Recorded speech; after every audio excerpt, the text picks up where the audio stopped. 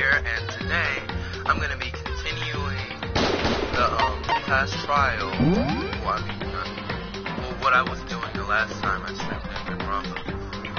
Because last time I accidentally fell asleep. I'm very sorry about that. Yeah, that was kind of embarrassing. And also, I also want to apologize for not being here for a while. A lot of stuff's been happening, like my mom had enlisted me in vacation Bible school, so I had to do that for a week and all that. And then mom had to go to the hospital yesterday. She's fine now. So, yeah, let's just go ahead and get on with this.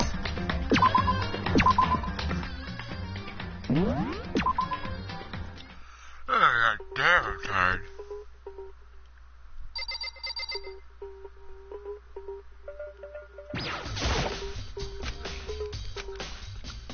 Found just before him or near his body. The equipment room is killed him, and there's a trap laid out under his body.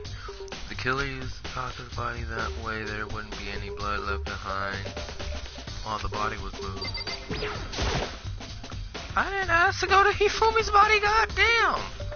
This is office was all the way from the first floor to the third floor, and all without anyone noticing. I can't imagine how it was done. Hifumi died. Head, I have to assume it came from Justice Examiner 3, which you found in the nurse's office. And we found his body in the nurse's office. His glasses covered in blood, but now they're spotless. Does that mean someone wants the glasses clean? But who would do that and why? Why can't I? Do I have that as a truth bullet already?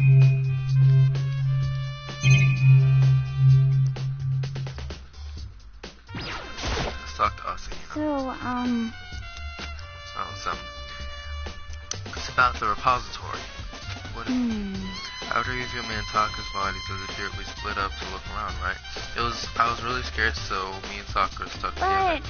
And we came right to the repository to, you know, look around. When we got here, the repository was locked. We couldn't get inside. It was locked, and we came here as soon as the search started. So there's no way someone could have beat us here. So if that's true, then who locked it, and why is it unlocked now? I wonder the same thing. What was locked when the search for the bodies began, but now it's wide open. There might be some secret in there. I'll probably have to leave this area to figure it out. Yeah. Or it can only be locked from inside the repository, which means he and Sakura both confirmed that the door was locked after the search for the bodies began. The door is designed so that it could only be locked from the inside the repository. In other words, when Hina checked it, someone had already gone in the repository and locked the door. No diff! And I'm pretty sure I know who did it too. When they were done, they unlocked it and left, which is why it's locked now. Hina claims that there's no way someone could have beaten them to the repository. Was it the killer who's still roaming free, or was it one of the victims? Yeah, you got me a truth bullet. Maybe I should check somewhere else. First in the nurse's office where Hifumi was found, and then the equipment room where Taka was found.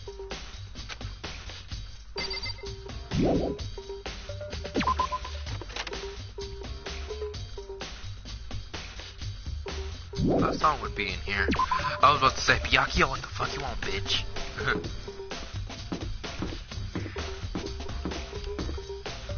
So, no, I won't go that way just yet. The nurse's office, the pink door.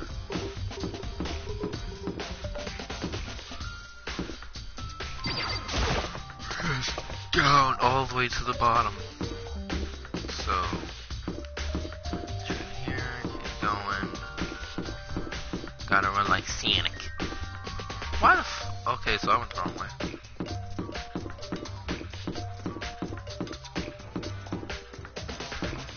No, This way. This is the goddamn stairs. I'm stupid. I can't find the goddamn stairs. Oh god, the fucking hearts.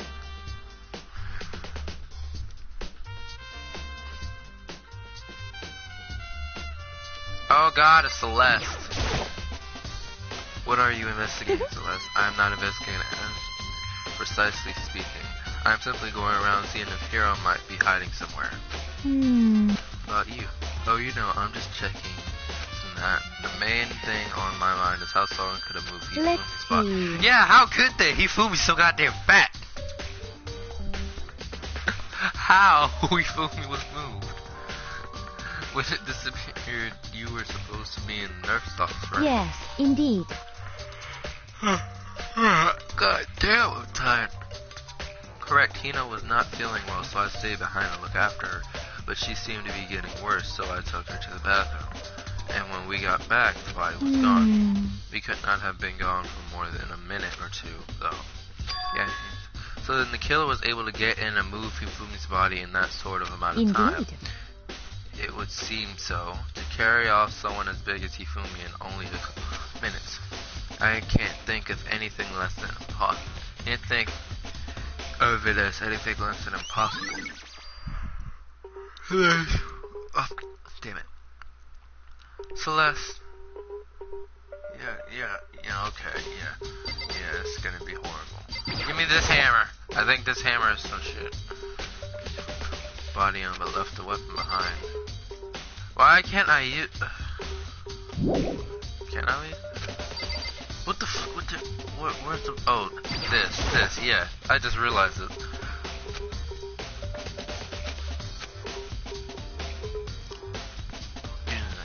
I don't... It doesn't help me though, I'm not a vampire. I like how I got a mono coin from that. From seeing blood. How did I get a mono coin from seeing blood?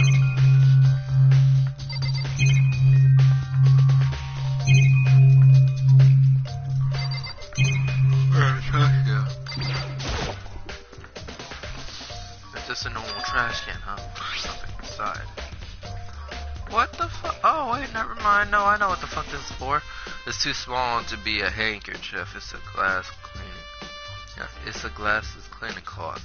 And it's got some kind of cartoon character on it. But it's also covered in blood. Is that it? Ah, did you find something? Yeah, there was a cleaning cloth in the trash can. Huh? Cleaning cloth? And it's all bloody. Whoever this belonged to must have used it to wipe up some blood. But who would need to do something like that? It's obvious. Just looking at the cartoon character, you can figure out who the hell it belonged to. Who would need to do something like that? I haven't the slightest idea. Yeah, me either, but I think it might be important. Oh yeah, it might be important. Is that all? Yeah, that's all. Time to go to the equipment room. God, I gotta walk up all the way to floor 3. Hold on. Why the hell am I using that map? Why don't I just use this map? This map lets me teleport.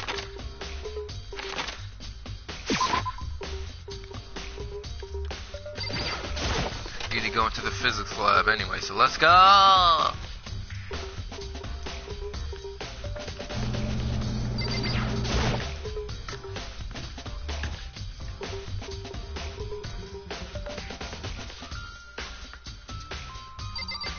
Hey, Genocider Jack. I mean, why does Genocider Show? I call her Genocider Show because it makes more sense. Why is she called Jill in this though? But then in Danganronpa, Ultra Despair Girls, her name's Jack. But here's Jill, but on the anime show. I was sleeping right here when the killer carried the body away. I'm super pissed I missed such an ultimately rare event. Don't worry, we all are. There's some kind of tire mark going through the pool of blood in the middle of the room. That reminds me about the dolly in the repository. There was blood on this tire. Could the blood have come from it? Here, mean that Taka's body was moved from the equipment room to the repository using the dolly. Both rooms are on the 3rd floor, so that should be when they have not. There we go. Even if the dolly was used to move Taka's body. What about Hifumi? Hifumi's body was in the nurse's office on the 1st floor. Even with the dolly, there's no way to get it up to the 3rd floor. That's still a total mystery. This is Hammer 4. The weapon mouse used to kill Taka. The body was moved, but the murder weapon was just left here. Oh, tarps. Yeah. Yeah. This tarp. I feel like I've seen it somewhere just recently too. Oh god. Do I have to go all the way back over there and just look at that tarp? Oh my god, that's so stupid. That's so goddamn. So this is where you were looking for you. Yeah. I want to thank you for what you did. Not that you meant to, but you ended up making this little game of ours very interesting. You should go to Hero's room. Oh, and let me give you this. This is a note Hero wrote to get us all to meet, right? You remember well. Well, the penmanship was pretty remarkable, so it left an impression. It's all clear now. Anyway, this makes it clear, right? This is a trap. What is it? Things grow ever more exciting. What are you talking about? I've already repaid my debt. I don't owe you any more explanation.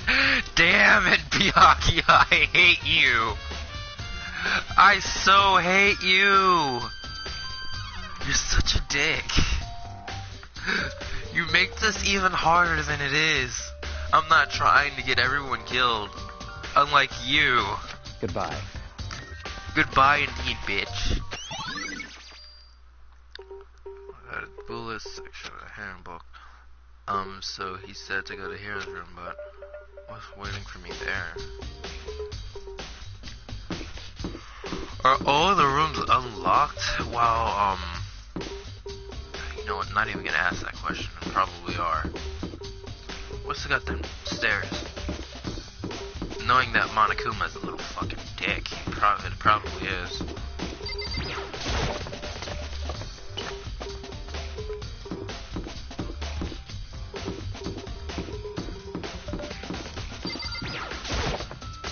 All the rooms are downstairs, so I should be able to find it. Don't need to go to the main hall, cause fuck it. That's the store. I have like 34 mono coins, but I'm not gonna use them right now. Despair Hotel, let's do this, bitch. Gonna go to sleep, gonna have a nice time, gonna get me a nice tan. I know, there's something funny about Celeste. It's just that, how is she able to like continue on with the discussions that we have, but in the beginning she never fucking, like, she doesn't do anything. She doesn't fucking, oh my gosh, she doesn't do shit.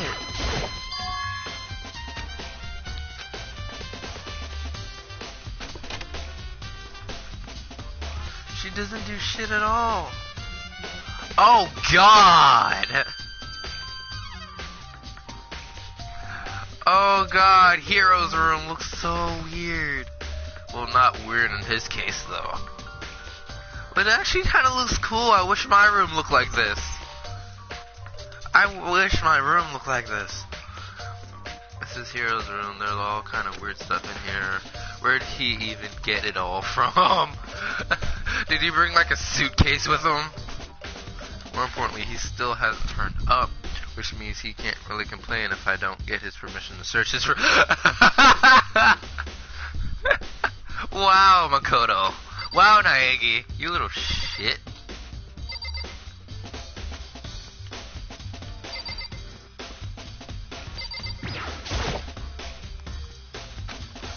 Okay. Do I have to go to the bathroom?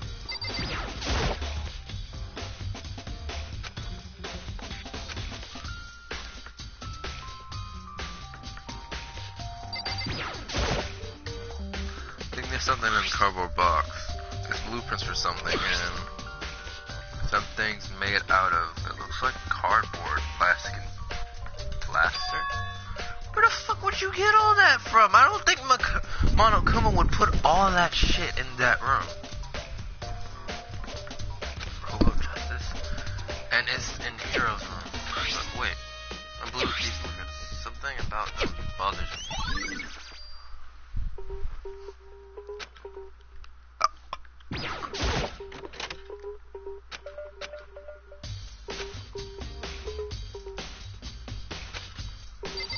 That's Hero for you. Mikado, big nails, big nails. What's wrong? We found Kyoko. What? Is she okay? Where is she? Wait. I wasn't done. There's more big nails. Just a second. Robo Justice, shut up too. Robo Justice. If Hero's work, it's Hero wearing the costume. Okay. Anyway, as soon as you can, head to the pool on the second floor. I think Hero and Kyoko would turn up at the same time. Anyway, I have to head to the pool. I ran off the second floor as fast as I could. Why can't I go by myself? Wow, god damn, this pool looks nice. Damn. Even though there's so many like iron plates on the goddamn windows, this place looks nice. Oh shit. Kyoko, I mean, man, I have had the worst day. Really. So should I just talk to Kyoko? Right. We found Hero. He was jammed to the pool room locker. It looked like he was fast asleep, so I kicked him and woke him up. Damn, Kyoko. You're such a bitch. You're such an asshole. At least you're not like Byakuya, though. You won't let people die. Like everybody, you won't let people die so easily. don't be mean. Still can't believe you kicked me. You could have been a little more gentle about it. Like, don't know, caress my foot, my face or something. What? That is creepy! That is creepy! Anyway, Kyoko, where have you been all this time? You just disappeared all of a sudden without a trace. Wow. There was nothing I had to check up on. There was something I had to check up on. What do you mean?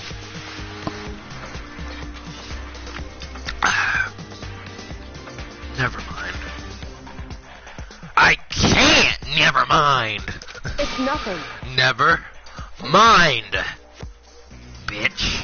Hey, More importantly, she says that, but does she have any idea? Does she know people think she might be spying for the mastermind? First of all, Hero, that's need to explain why you're dressed up like that. Oh, well, I have no idea. 1 second I was asleep, don't even know how that happened. Then I woke up and then I'm here. I don't care. Do something about that costume. It pains me just to look at you. Damn, Byakuya, you're such a bitch. Huh? Well, Let me out of I don't here. know what's up with the thing, but I can't actually get it off. A little help? Why would you make something that you can't take off by yourself? You got it all wrong. I didn't make the stupid friggin' thing. it would seem... There's a clasp on the back that's keeping you from getting it off. It looks pretty sturdy. I don't think you can get it off on your own. We don't really have a choice. Let's help. Took everyone's help, but slowly we were able to. What did Byakuya do? Just order people to do this shit? Took a few minutes, but eventually we got all the pieces off. Free at last! Thank God we're free at last. Isn't it kind of weird how perfectly the suit fits Hero? So then... More to the point, nobody but Hero would be able to wear the costume. Wait, what? Hold on a sec. Honestly. Don't bother trying to act innocent. The blueprints were in your room as well. Is that okay? In other words, it is obvious to everyone that you made this costume. That's true, I saw the blueprints myself. Yeah, me too. Could it be...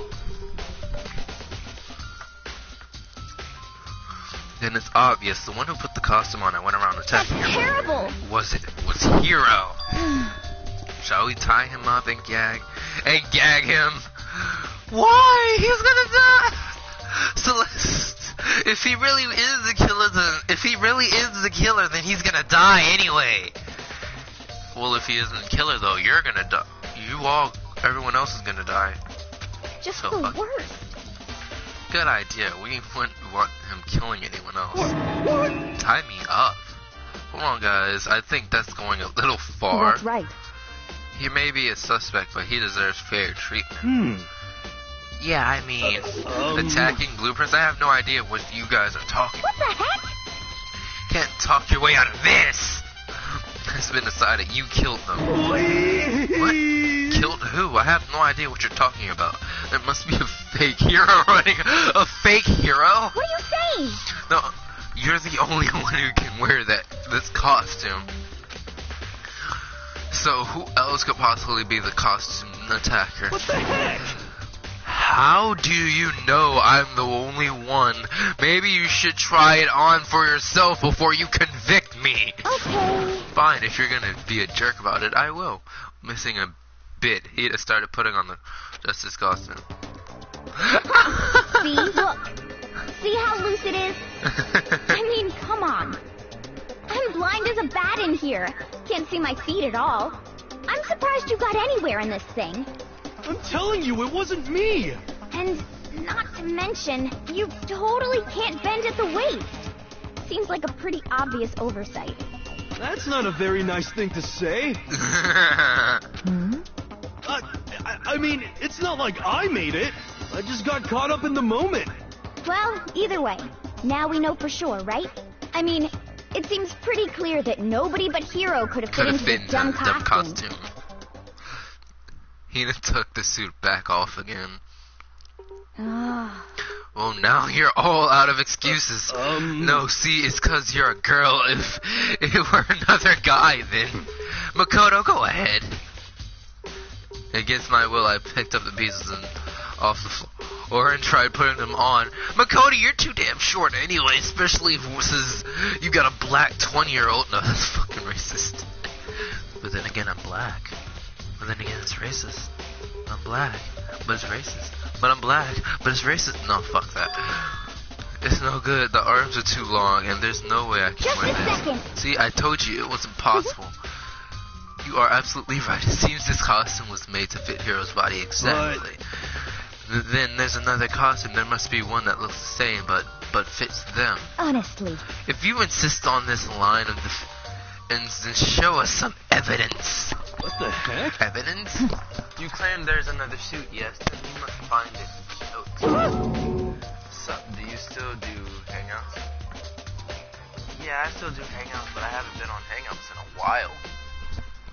What the heck? Just the worst. Who cares? Here's the only one with an alibi during this whole thing. That's terrible. Which is how we would know it was him. What? I mean, is that really true? I have no idea what's been happening. Just don't, tell me. Robo Justice costume has been added to the truthful section of your handbook. Hell yeah.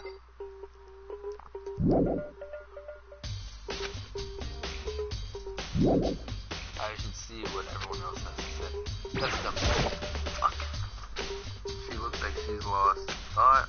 Don't think she's in the mood to talk. I'd better leave her alone.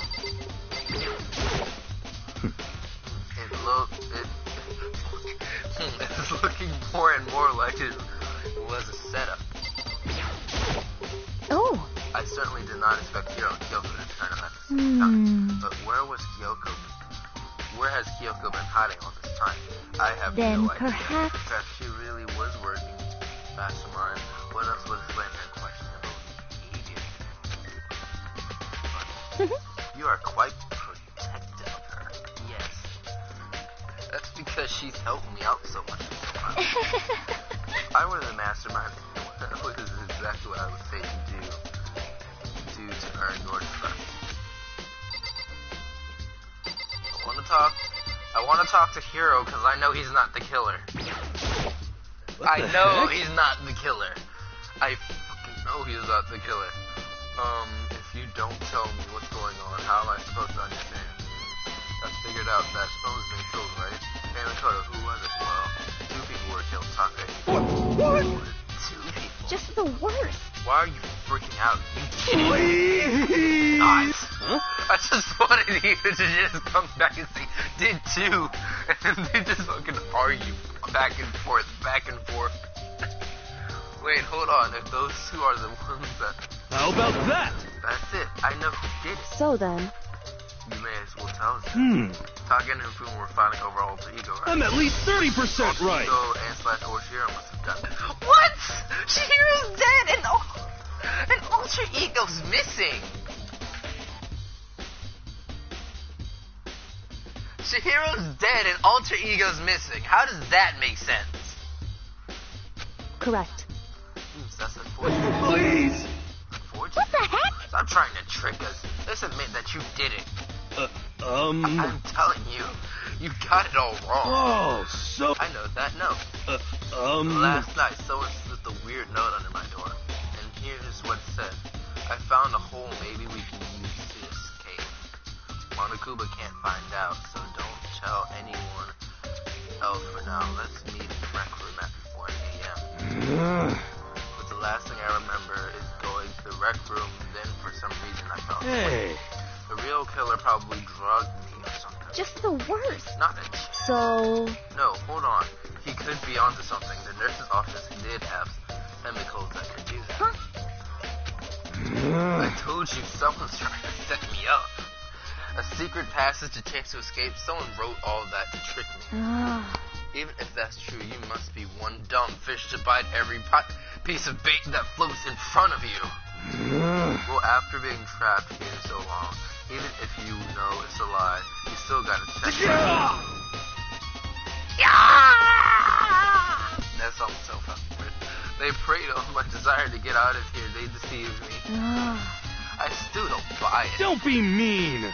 Well, you should buy it. You should buy this game.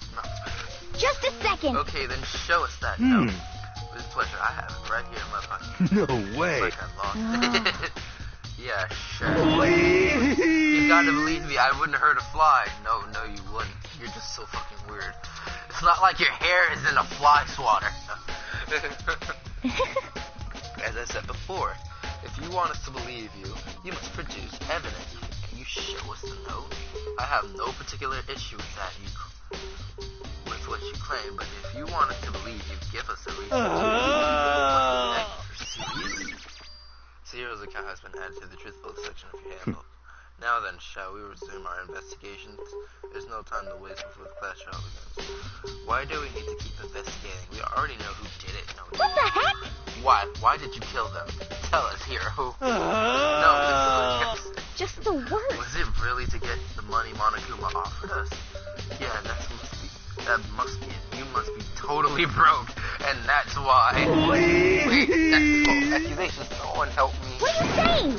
Just be thankful we have bound and gagged you. If you have time to yell and carry on, you have time to search for your evidence, right? What? You're right. I need to look for the second suit and that note. Don't feel me now. I guess I'd better get back to guard duty. I was gonna ask Toko or Genocide Show to switch with me. But if she and Sakura got into a fight, we'd have a catastrophe. Hell yeah! Sakura's like a buff-ass bitch that works out all the time. And then you got a serial killer that switches personalities whenever she sees blood, sneezes, or just falls out unconscious. We'd have a catastrophe on our hands. Hell yeah. Well, bye. Like, bye, girl. Bye. One by one, everyone moves Makoto. away. Makoto, do you have a second? I want you to help me with the It would investigation. seem... Looks like I got a late start on this one, so I need to make up some ground. Sure, I don't mind helping, but can you promise me something? Later when we have time, will you tell me why you... Why is that? No. Bitch, yes you will. To reject me so simply. Anyway, Anyway, I need your help. You don't mind, do you? shall we go? Thanks. Now then, shall we? Hey. So Makoto, first I'd like to examine the corpses. I can't believe I'm hearing that from a girl the same age as me. Correct. Dead bodies don't lie, you know. They tell the truth far from more easily than the living. Hey. Would you agree? How am I supposed to answer? Anyway, we have to hurry before the class trial begins again. Yeah, you're right. Okay, then show me where the bodies are. Repository, I guess we should head that way for now.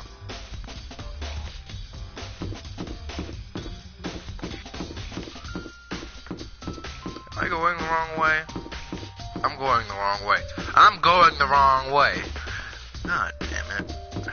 Stupid. Okay, they should be this way, I believe. Yeah, right here.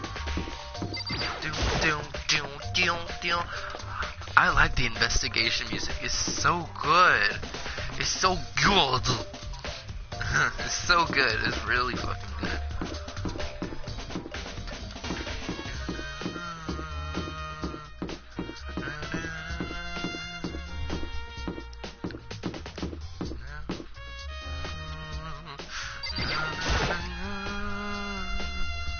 Time is running out. I have to hurry.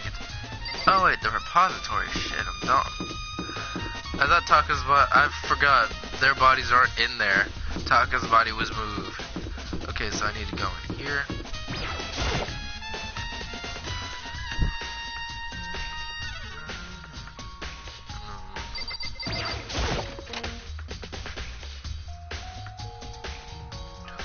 Ifumi and Taka.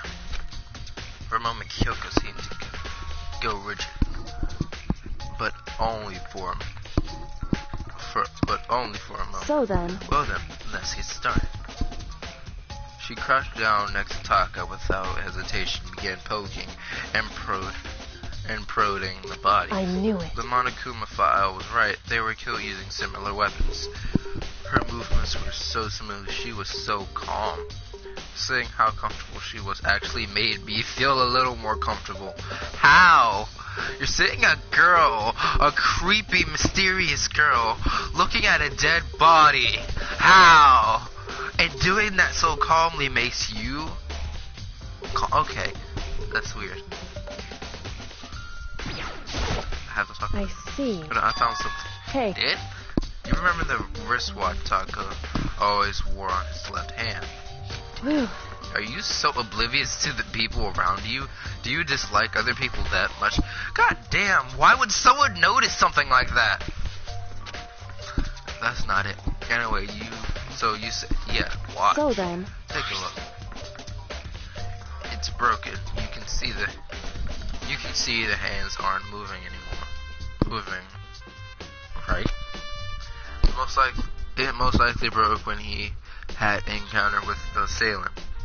If you notice, the hands are frozen and just past 6 o'clock. So that would mean the watch was broken sometime after 6. That's right. But last night, Taka watch definitely wasn't broken. Hey, you. How long were you gonna keep us waiting? I don't see where his watch is on his hand. As he started pointedly at his wristwatch. Oh wait, he does have a witch. He does have a wristwatch. I didn't even fucking notice that. It's almost 10 o'clock. You know that. Bedtime all the boys. But all the little boys and girls. Taka, shut up. So if it worked at 10 last night, it couldn't have been broken at 6 p.m. Meaning it must have happened at 6 this morning.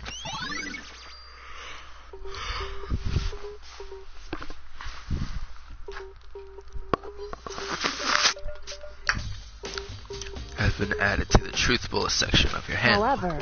And that's not all. Look at Taka's left hand. He appeared to be gripping something. You're right, there's nothing.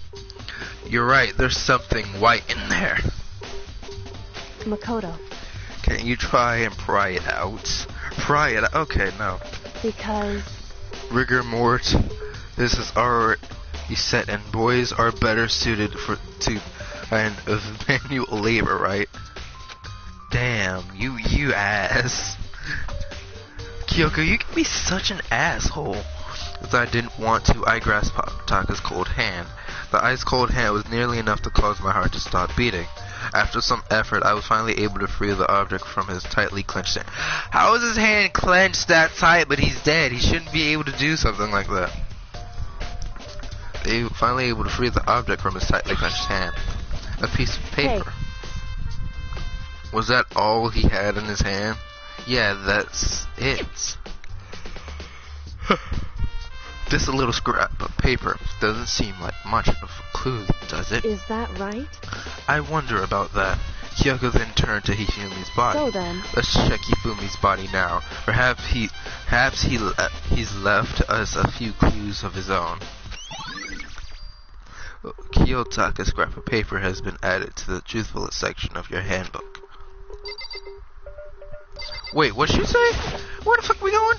So, did you find anything? I did, more than I expected, to be honest. Look at this. A wrap of paper. Right.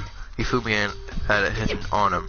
Hidden. Indeed. He'd stuffed it in his pants, so I can only assume he'd hidden it on purpose. Ew.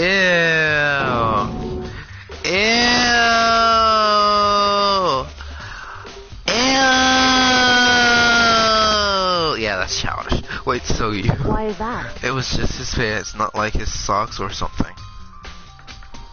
I don't know what that means. Hey.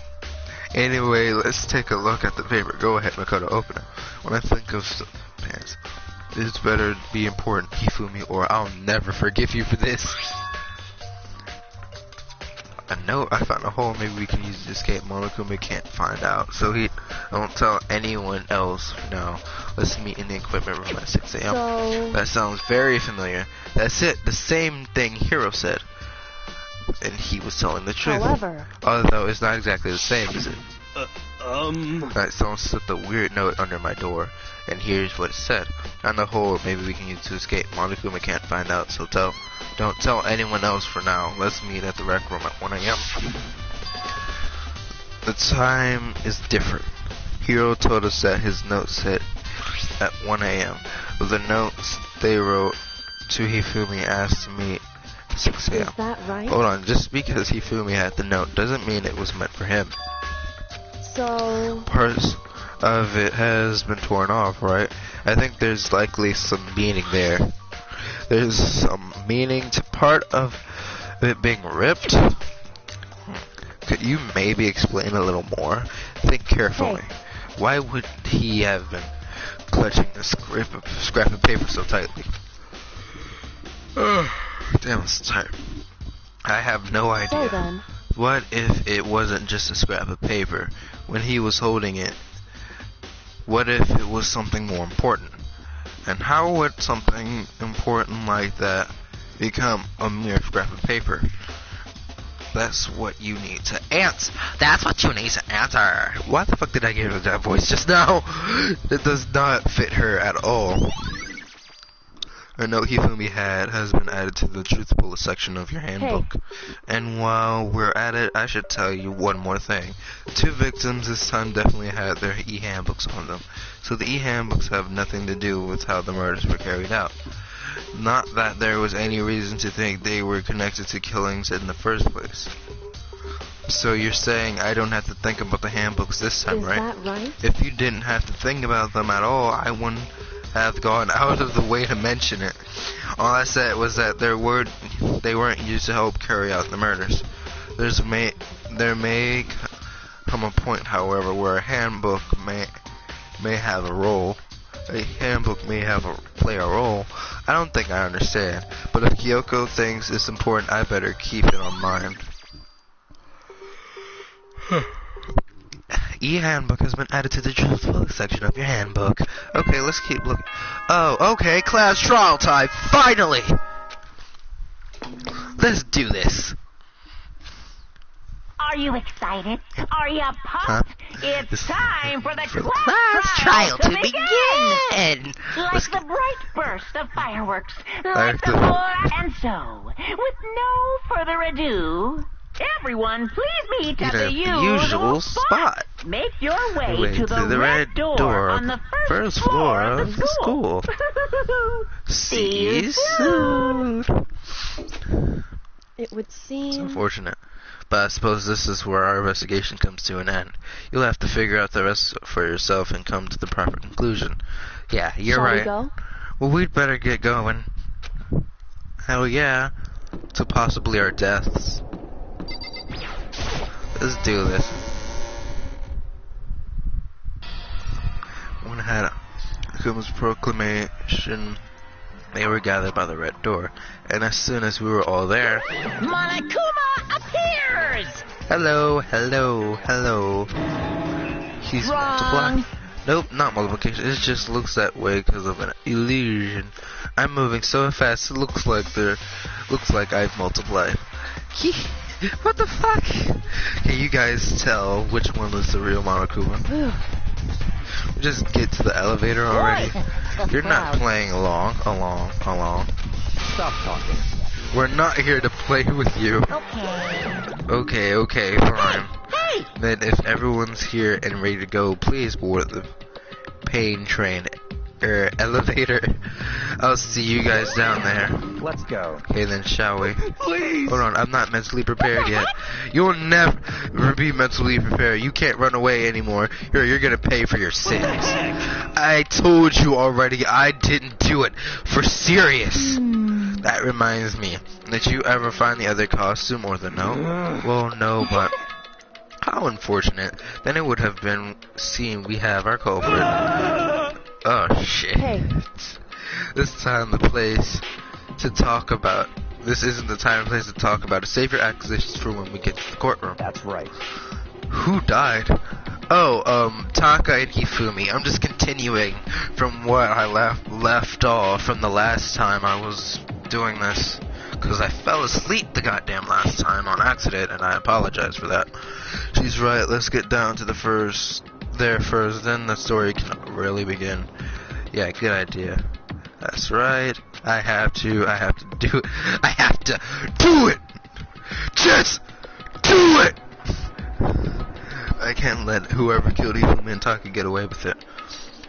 For everyone who's still alive, and for the two that lost their lives. Yeah, we know that, Makoto, goddammit. One who killed Hifumi and Taka, the one who killed the two of our friends. Killer is someone right here. I don't want to talk to no one, so I'm just gonna... Wow! I took one last deep breath and exhaled slowly. I began to walk towards the elevator. Once everyone was aboard, the door closed on their own, and the steel box began to move. Let's see who dies. Oh wait, I already know who dies. The clunking of the elevator kept us company as we fell further and further down. There was no going back. Until we settled all this, we couldn't go anywhere. I'm not sure how long it was before the elevator finally came to a stop. The elevator door slid open, opening up onto a cruel fate. When I see all of you gathered together like this, I realize just how few of you there are left. Your school life is slowly reaching its climax. Just the worst. Only because of you. It's all Why are you making us do such cruel things to each other? Do you really hate me so much? But I'm so cute. The fuck, Monokuma? You bitch. Come on. Stop goofing around and begin the damn trial. Don't rush me. Of course I'm gonna start it. I would never be like, stay tuned to the action-packed class trial after commercial break. I'd never hold out on you like that. Okay, let's begin. Get to your assigned seats. And so the curtains open once again. A deadly judgment, a deadly deception, a deadly betrayal, a deadly riddle, a deadly defense, a deadly faith, a deadly class trial. Stop saying that, Makoto! Yes, save. I need you to save. See what skills I have. I can still... Cool and compose. That steadies your aim a little, effective during non-stop. Fuck yeah, I'm equipping that. I need that.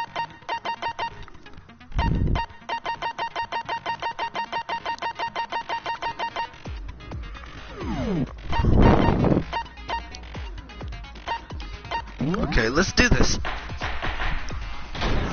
Try all rise.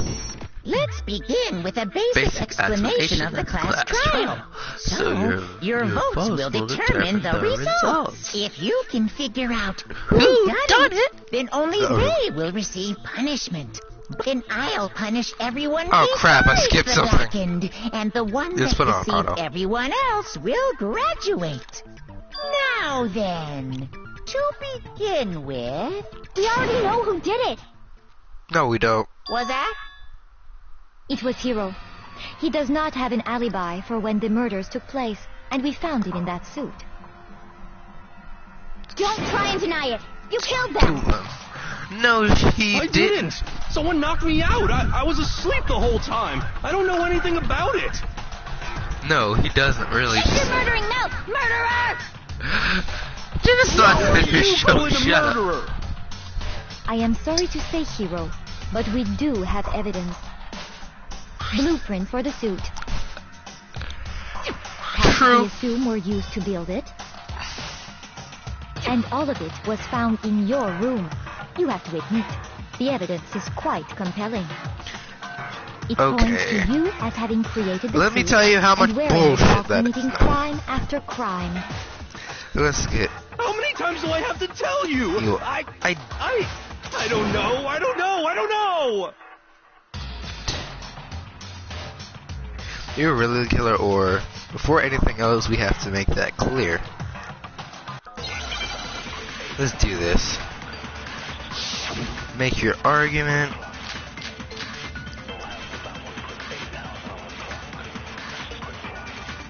Everything we found in your room. The blueprints, the suit parts, they are all proof enough that you are the culprit. I don't know anything about that stuff. It's not true. It's a conspiracy. Just keep going. Hiro, why? Why did you kill them? No! Just hold on a second.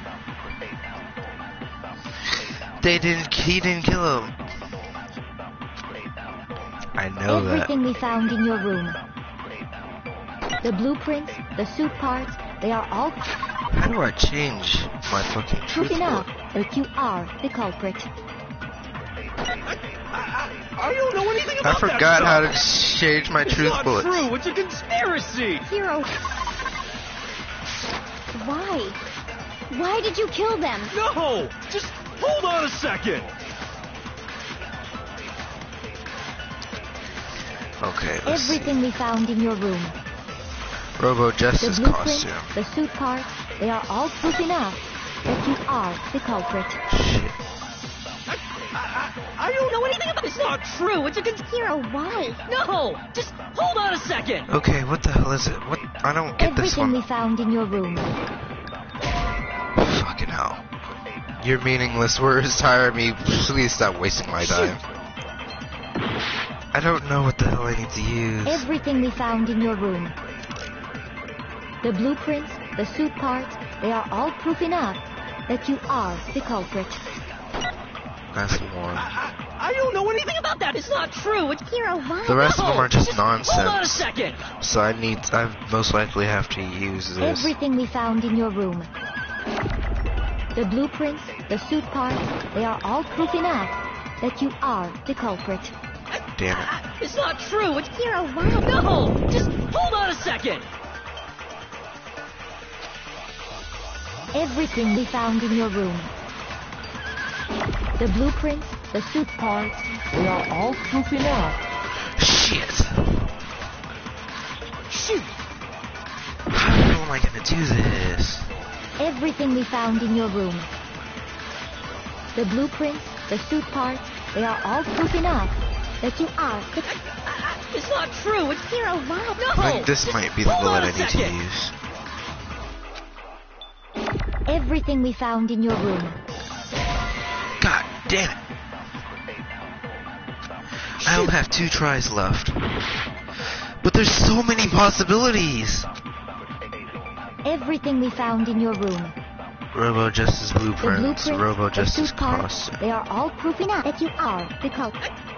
It's not true. It's Hero, what? Everything we found in her room and Robo, because they didn't find everything in her. They didn't find the actual suit in the room.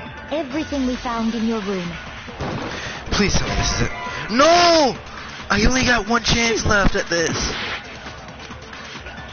Everything we found in your room. The Robo Justice costume. Robo Justice costume. That you are the culprit. It's not true. It's Hero, what? no. Just hold on a second. Oh god, I'm so scared. I only have 1 chance at this. That Hero is the killer. Is that really true? Everything we found in your room.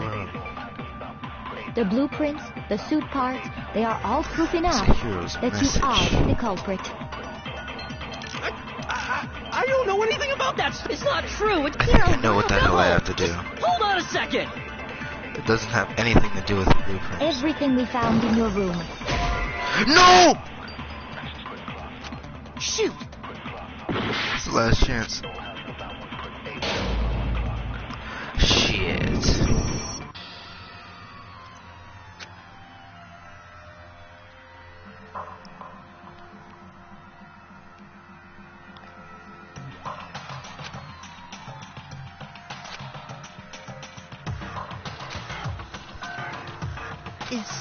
Is this really the end for all of us?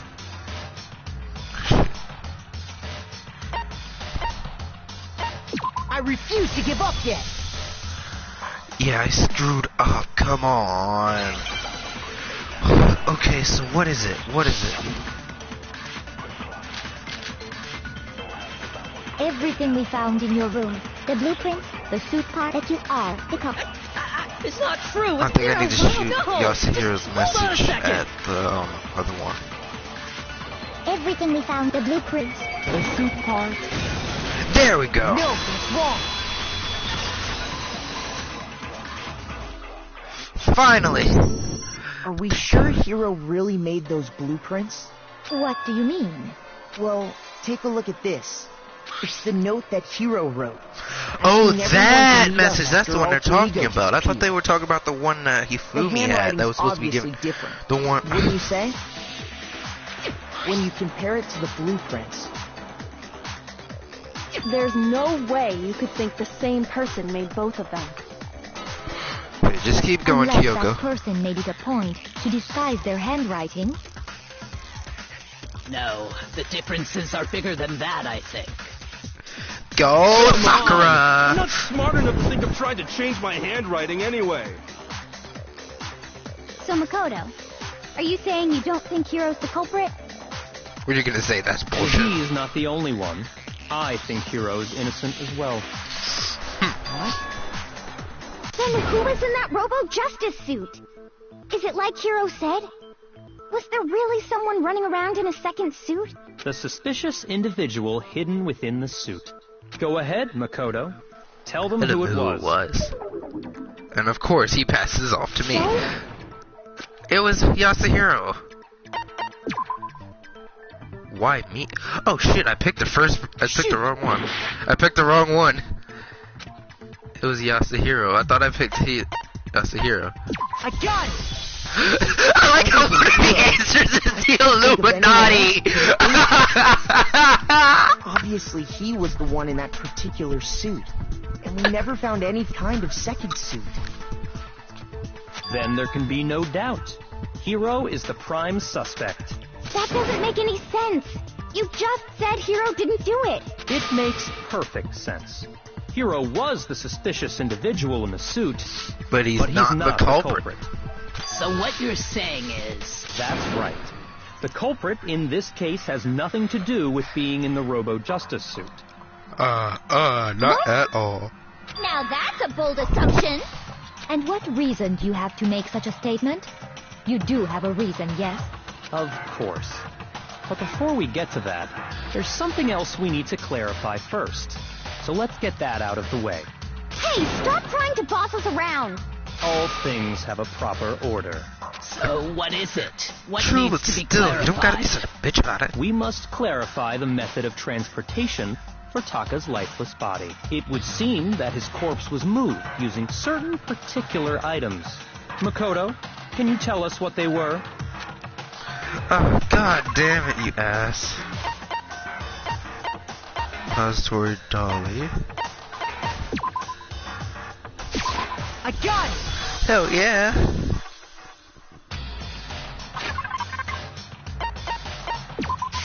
I got it! I got it! They were a dolly and a tarp, right? So, let's see if I can explain. Did you do that because I got him in the wrong order or something? And then we rediscovered it in the repository. And when we found it for the second time, it was wrapped in a blue tarp, right? It was the same tarp that up until then was stored in the equipment room. So the killer must have seen it there and decided to use it when they moved Taka's body. Hell yeah, they did. You just realized That that? way, they wouldn't leave any bloodstains while they were moving it. Okay, that explains the tarp. And the dolly? Same thing. I'm sure the dolly was in the equipment room when we first found Taka's body there. But when the body disappeared, Weird. So did the dolly. Later, when Taka's body I reappeared in the the repository, so did the dolly. Why didn't... Oh god, why didn't the killer just move it back? They used the dolly And then to wipe move the the body. bloodstains Am I off? right? But Then are again, you they sure wouldn't have you an are not alibi. mistaken? Huh? Are you absolutely positive the dolly was in the equipment room when we found Taka's body? That dolly was made specifically for moving large objects between the repository and the art room. It would be very strange indeed to discover it had made its way to the equipment room. Is it not possible that it was in the repository all along and you simply didn't realize it? She's raised an objection. How do you respond? Really, Bianca? There is no shame in being wrong. Nobody expects much from you anyway. What? We They have want me all to... accepted the fact that you rarely understand what is going on around you. But then again, I'm the one who solved most of the cases along with Kyoko's help. But still, bitch.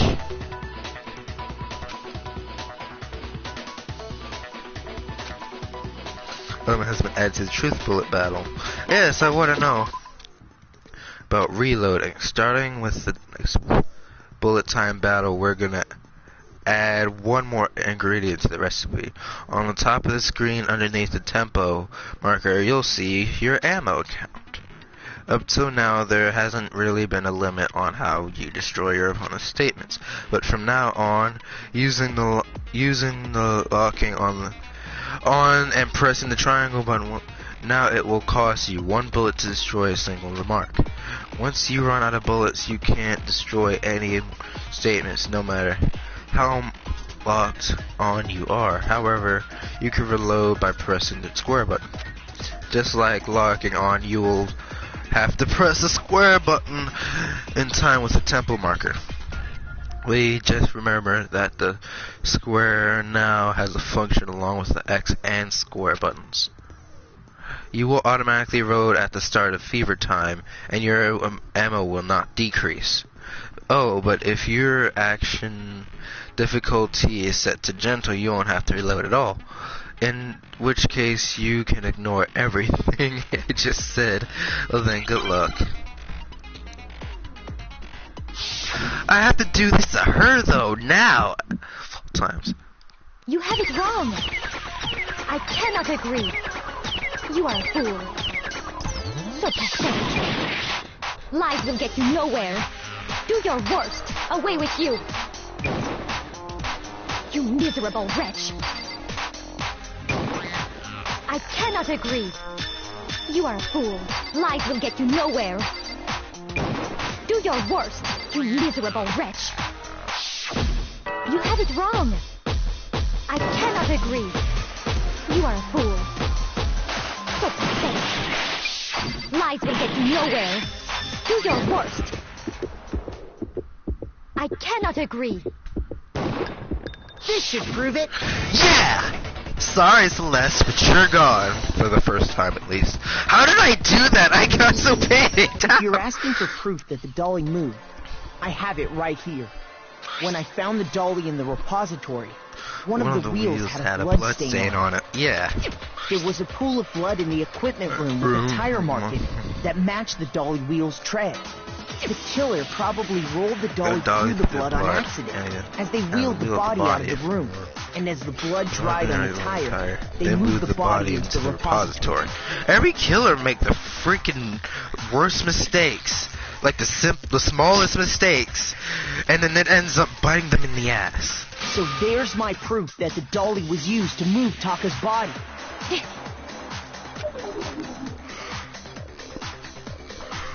Wow, does she really hate you anyway, that much, Makoto? That was just something we had to get out of the way.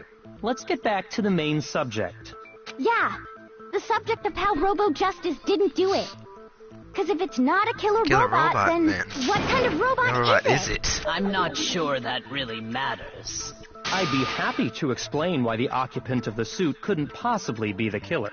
If you look back on how the body was transported, it will become immediately obvious. There we go, another debate.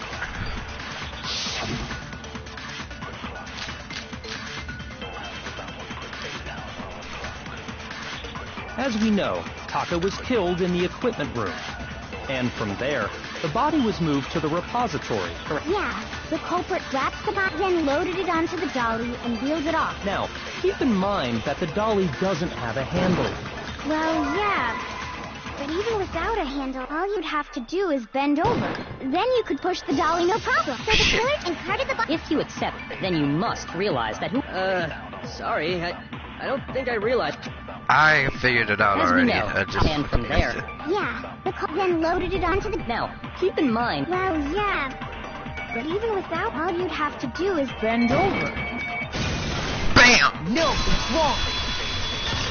No, that is wrong. You're absolutely right that you could push a dolly without a handle if you stoop down low. But if you were wearing that suit, do you think you could actually get into a position like that? What do you mean? Think back to what you said when we were all checking out the suit together. Remember?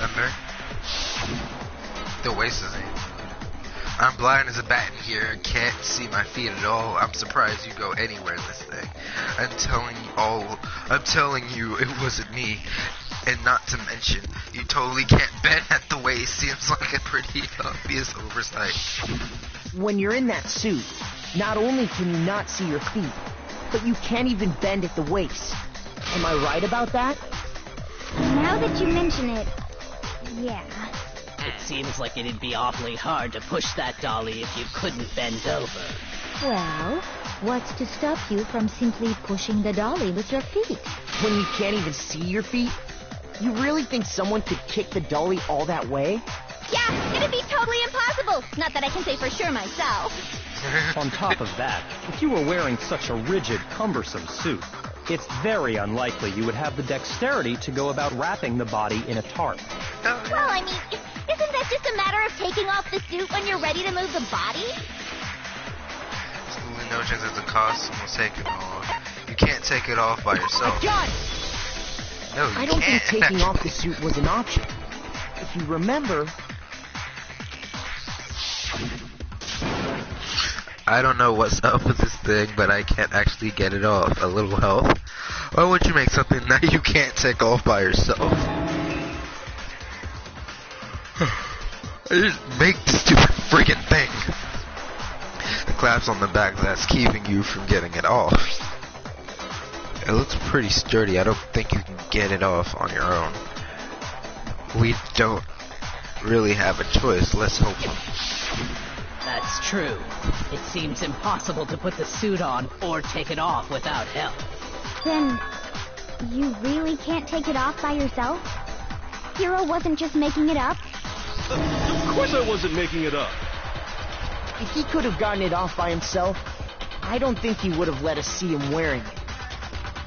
Showing up in the suit was basically an invitation for everyone to suspect it. Yeah, that's right! So, it's really, really true that Robo-Justice couldn't have moved the dolly?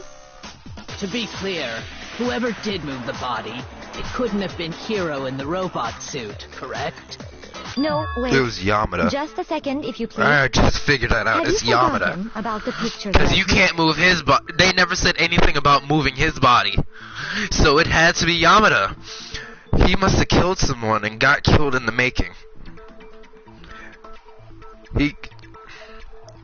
And I think I also know who did that too, since I watched the anime. No, wait, just a second, if you please. Have you forgotten about the picture that I took? You all got a good look at it, did you not? The image of Hifumi being dragged away by Robo-Justice? If whoever was in that suit is not the culprit, how do you explain that? Besides, do you remember what the now deceased Hifumi said?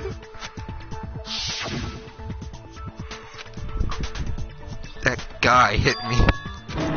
Robo-Justice. That's what I decided to call him just now.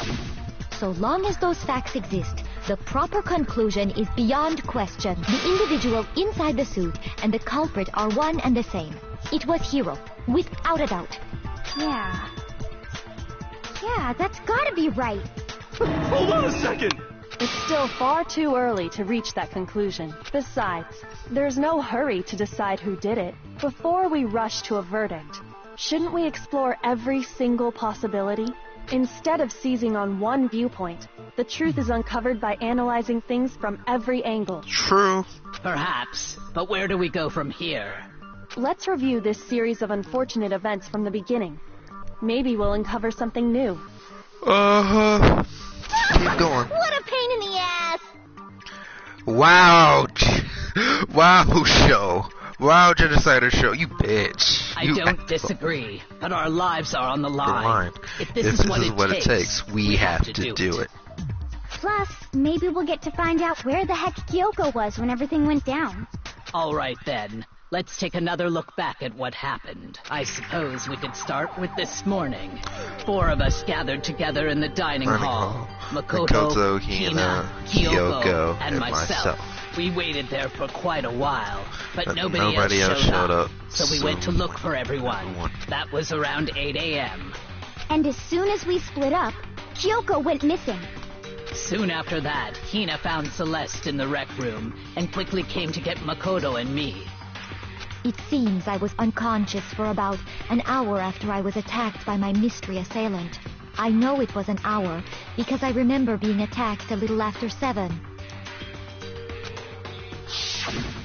That was when we saw Celeste's picture and discovered that her assailant had been wearing a strange costume.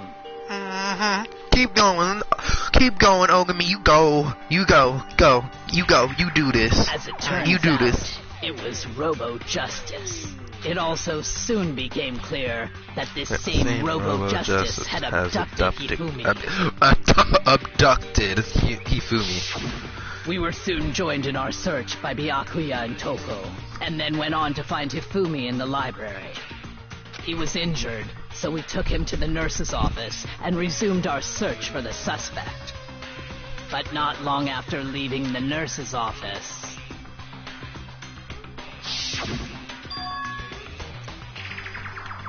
Oh boy. I saw a shadow, something moving around at the top of the stairs. Oh boy, indeed. When Celeste told us that, we decided to split up and search the second floor. And soon after that... I saw someone moving around on the 3rd floor, and I yelled out to everyone as soon as I did. Celeste, what's wrong? That was a rather intense scream for someone like you. I saw the strange costumed man. He ran off as soon as I screamed. I was blocking the stairs, so he headed further down into the hallway and disappeared. And then... Keep going. Ayuga! I remember that from the abridged version. that came from downstairs. It must have been. You feel me? He's in the nurse's office. This is bad. Come on, we have to go back. At that point, we decided to divide up into two groups. Celeste, Hina, and I went back to the nurse's office, while Sakura, Byakuya, and Toko chased after the suspect. When we got back to the nurse's office, we found Hifumi dead. And that's when we heard the body discovery announcement.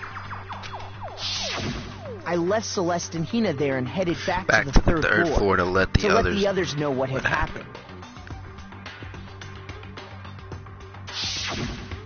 Meanwhile, we had just discovered Taka's body in the equipment room. We must have found both bodies at almost exactly the same time. Nope. Because we heard the same announcement not long after we discovered like I said before, his body. Hifumi wasn't dead before that time. That's when I told you guys about Hifumi. He was faking it. Then the three of us headed for the nurse's office. But right after we left the physics lab, working with him. We ran into Celeste, who'd arrived after us, and she told us something very surprising.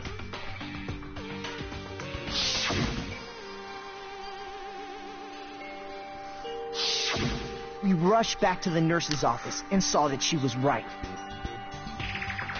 Then we remembered we'd left Toko passed out in the equipment room, so we hurried back again to find that Saka wasn't there.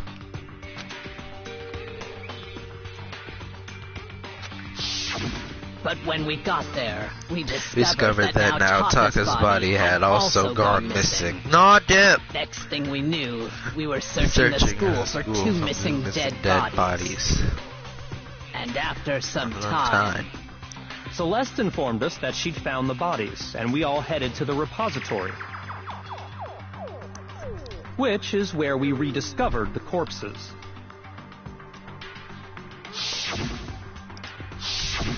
I think that about covers it. I see. The whole thing sounds exceptionally complicated. It certainly seems to me that these are not a simple series of connected events. Okay, well, if that's true, then what? Rather than a single series of events, I think we have to consider each murder a separate situation. And from there, we can uncover the contradictions surrounding all of them. Contradictions. Okay, let's just keep going. Let's get started, beginning with what happened to Taka. And then what happened to Taka. In order to uncover the truth of the cases, I have to find them no matter what.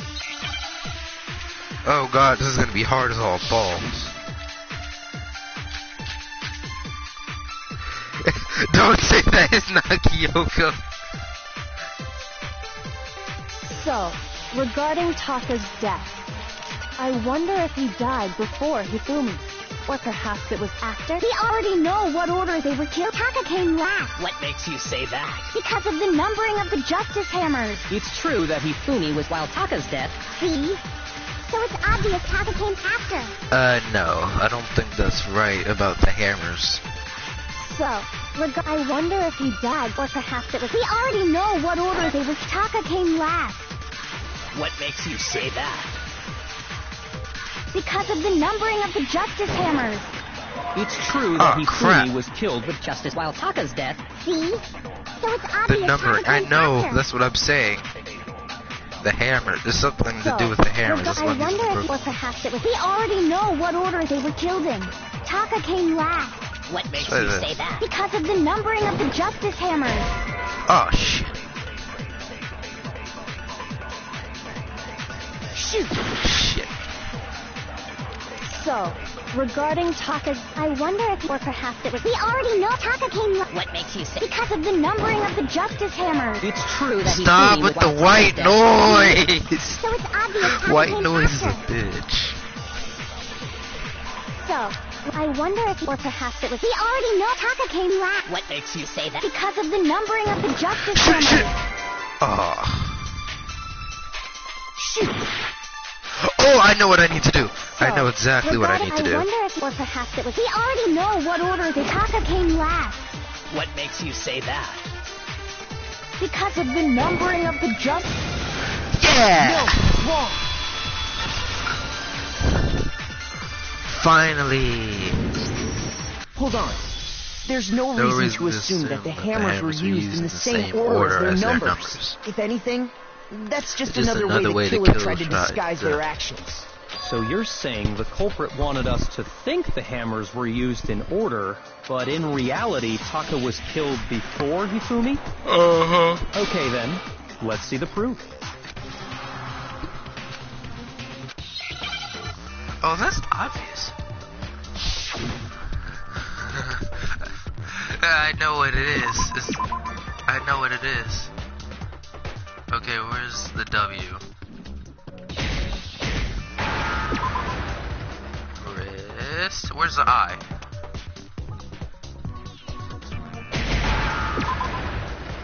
S. Wrist. Where's the W? T. C.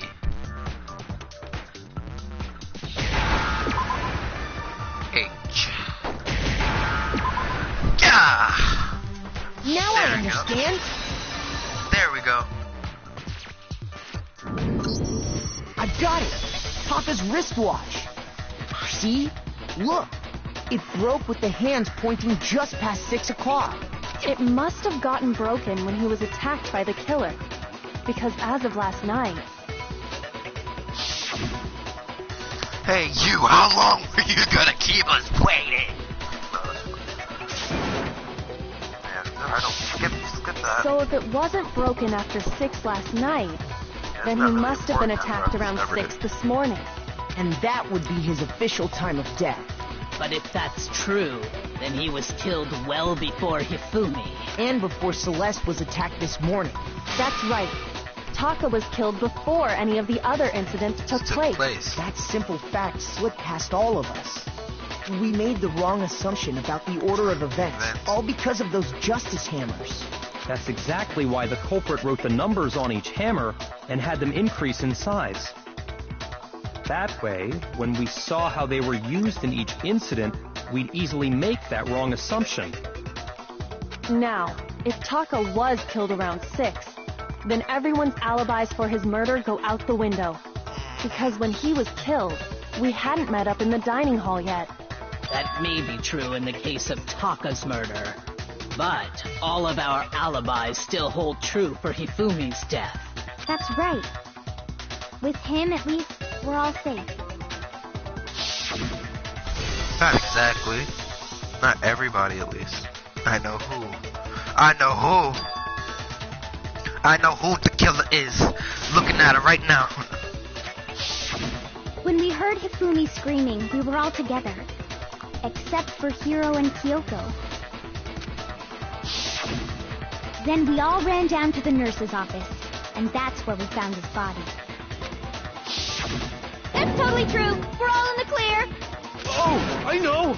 They must have recorded him screaming on a tape or something, then played it later on. If that's true, where's the tape? I don't know. Don't just go making stuff up. Anyway, right. We all have rock-solid alibis for when we heard Hifumi scream. Since all of us were there together, clearly none of us could have killed him. And it does not stop there. There was also the moment when we discovered his body had disappeared. When his body vanished from the nurse's office, Hina and I were in the bathroom together, while everyone else was in the equipment room, correct? And then there's the disappearance of Taka's body from the equipment room. At that time, we were all gathered together in the nurse's office because of Hifumi going missing. Well, don't forget, I was passed out in the equipment room the whole time. Wait, then what if Genocide Jill did it? She could have dragged Taka's body out of there right then. No. Even if she could pull that off, there's no way she could have done the same with Hifumi's body. Because, as we just established, she was passed out in the equipment room when his body disappeared. What he meant was she probably waked up. Besides, I didn't do either of them anyway. In other words, It is impossible that any of us could have killed Hifumi or moved either of their bodies. On the other hand, Hiro and Kyoko had disappeared, so they most certainly could have done those things. What is he? I still don't get what she's so for. For now, we can't get fixated on who did it, or we'll just keep going around in circles. So instead of who, I propose we start talking about how. In particular, I think we need to figure out how Hifumi's body got moved. That's true. We searched everywhere, but we couldn't figure out how to explain his body disappearing. And according to what Celeste said, we could not have been gone for more than a minute or two, though. So then the killer was able to get in and move Hifumi's body in a short amount of time? It would seem so. His body apparently disappeared in the 1 minute her and Hina took their eyes off of it. But to carry that much weight from the first floor up to the third in that short amount of time? Yeah, that body is so Oh man, yeah! There's no way! It'd be impossible! Well, what if I told you there was a way to make the impossible possible? What? How? It's obvious. If the dead body were to move itself. The dead body moved on its own? No! Not another... ghost! I don't think it has anything to do with the occult. I think what she's implying is, we thought Hifumi was dead, but perhaps in reality he was still alive. He was... alive? Are you saying Hifumi wasn't carried out of the nurse's office, but simply walked out on his own? But I mean, we found his body. He was dead. Perhaps he was simply playing dead. That... it isn't possible. The idea that Hifumi was still alive, is it really possible? Hell yeah, it is. Like I said before, Hifumi wasn't dead. He faked it, and there's proof.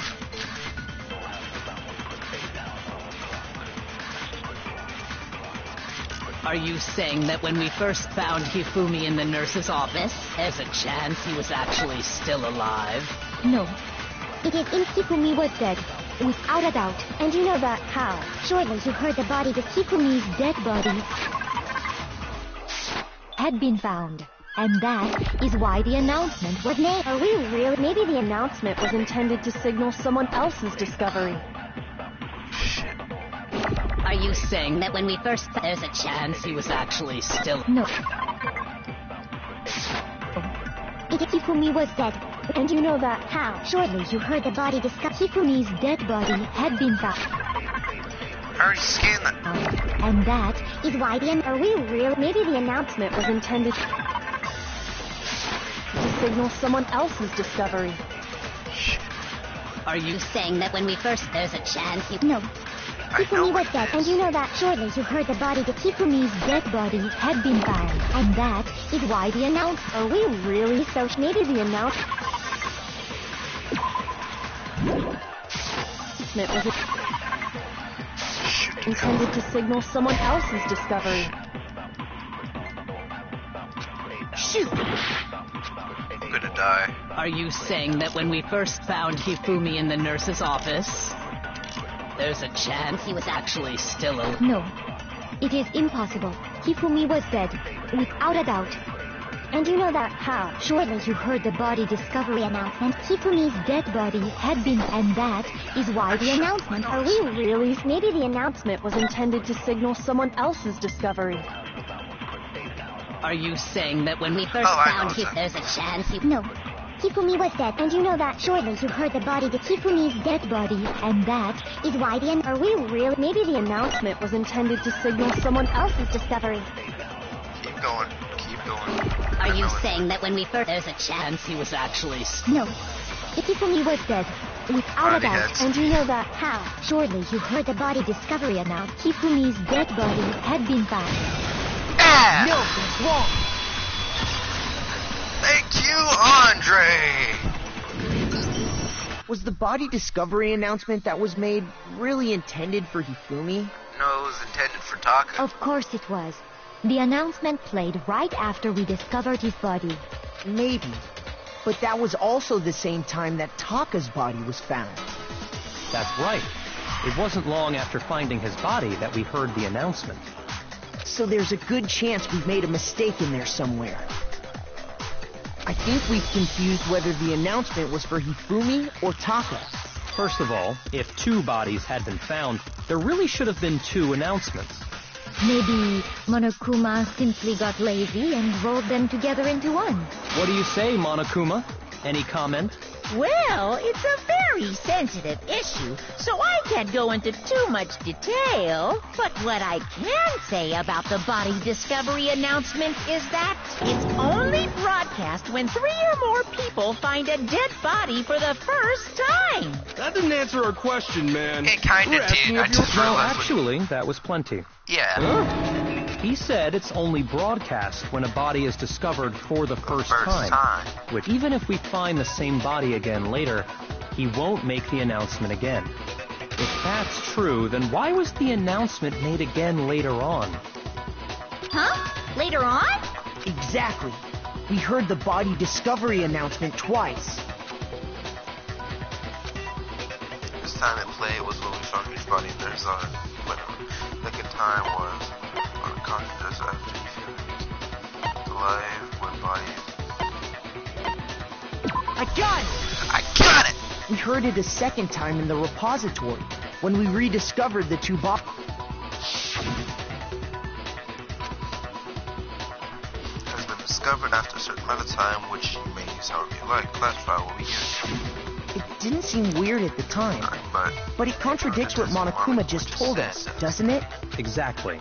If we were actually rediscovering both bodies, the announcement shouldn't have played. And in reality, when the 2 dead bodies were rediscovered, one of them was actually being discovered for the first time. So, when we found Hifumi the first time in the nurse's office, he wasn't actually dead yet. Meaning, he wasn't actually found dead until we came upon him in the repository. And that's just part of it. There's one other thing that leads me to believe he was still alive in the nurse's office. Oh, I know! Because he was super good at playing dead! Bada bing, bada boom! What the fuck? That is the worst logic I have ever heard. But honestly, I do not think there's anything that can prove he was still alive. Okay then, let's take another look at the events surrounding the discovery of his body. Then it should become clear whether he was really alive or not. This whole thing is pointless.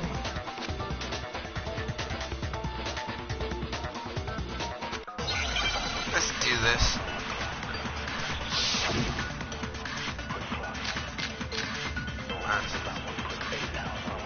I think I know which one it is. Well, here's one thing we do know. The first time we found Hifumi's body was in 10. While me and Celeste were in the back, his body disappeared. And the next time we saw it was in the... But when you compare his body before being... Other than the change in how it was positioned, there was no notable difference. Shoot! Wrong one. Well, here's one thing we do. The first time we found him, and then his body And the next time it was in... But when you compare his body before... Other than the change in how it was positioned, there was no notable difference. I know what it is. Then, was he really still Of course not. It is impossible. Well, here's one thing. The first time we found him, and then his body And the next time it was in... But when you compare his body before being... Other than the change in how it was positioned, there was no notable difference. Yes, there was. His glasses! I just have fun playing my fucking class trials. There was one clear difference between Hifumi in the nurse's office and the repository. His glasses. That fact alone proves that he was only playing dead in the beginning. Perhaps you'd like to fill the rest of us in? When we found Hifumi in the nurse's office, his glasses were covered with blood. But when we found him again later in the repository, they were spotless. And I found the item he used to wipe them clean in the nurse's office trash can.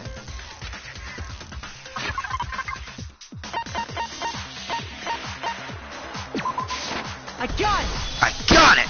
It was a glasses cleaning cloth featuring a certain cartoon mascot. One look at the bloodstain on the cloth should make things clear. This piece of cloth was used to wipe Hifumi's glasses clean. And the mascot on the cloth is the same one that's on the digital camera, right? And whose digital camera was it? The character was Princess Piggles. Some demon angel pretty pudgy princess, I think. I highly doubt anyone but Hifumi would have brought something like this to school. I see your point. And the only people here who wear glasses are... I wouldn't be caught dead using a tacky piece of garbage like that. You think it's all I need to keep my glasses clean? Then there's no question. It belonged to Hifumi. So what you're saying is... What exactly? What I'm saying is, the blood on his glasses was wiped away using his own glasses cleaning cloth. Even if that is true, it does not mean he wiped the blood off himself. But who would benefit from a clean pair of glasses other than the glasses owner? That's a good point. And it must have been him, right? So let's assume that Hifumi was still alive in the nurse's office. He pretends to be dead. Then when he's alone, he wipes his glasses clean so he can see. Then he stands up and walks out on his own 2 feet. And with that, the impossible task of moving his copious corpse becomes possible, wouldn't you say? But then, if he was just pretending to be dead, what was with all that blood? Was it paint or something? The fridge in the nurse's office contains packs of blood for emergencies. He probably used one of those. He figured if he was gonna play dead, he should go all out, so he just dumped it everywhere! But he got crazy with it and had to wipe his glasses off when he was done. God, what an idiot! And if Hifumi was still alive at that point, the disappearance of Taka's body is easily explained. It should be perfectly obvious who must have moved Taka's corpse. I got it! It could only have been Hifumi. While we were all gathered in the nurse's office, he went to the equipment room and took Taka's body. That also explains how the door to the repository got locked. The door was locked? Well, after the bodies disappeared, we all went looking for them, right? So me and Sakura headed for the repository. But when we got there, the door was locked. And the repository door can only be locked from the inside. Which means, when Hina and Sakura got to the repository, someone was already inside.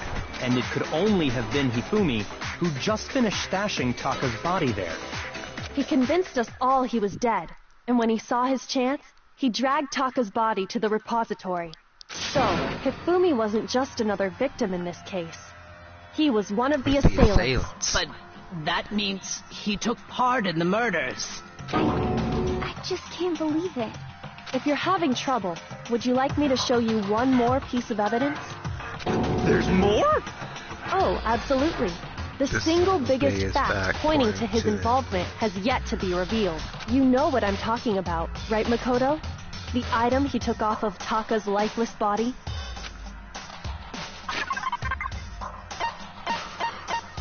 I'll be right back. I'm coming, Mom!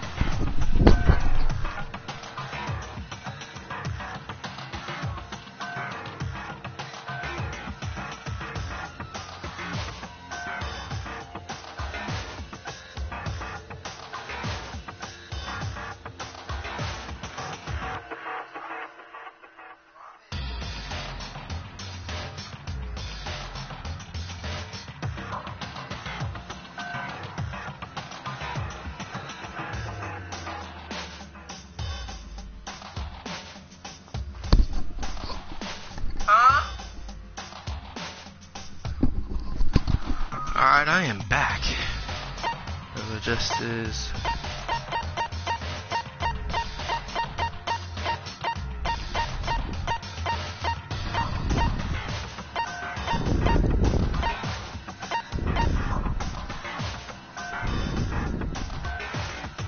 Stole from Taka. Got the hammer.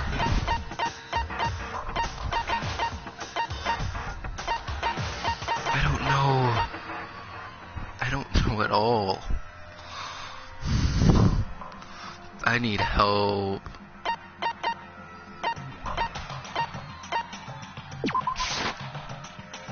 That's not a thing. Shoot!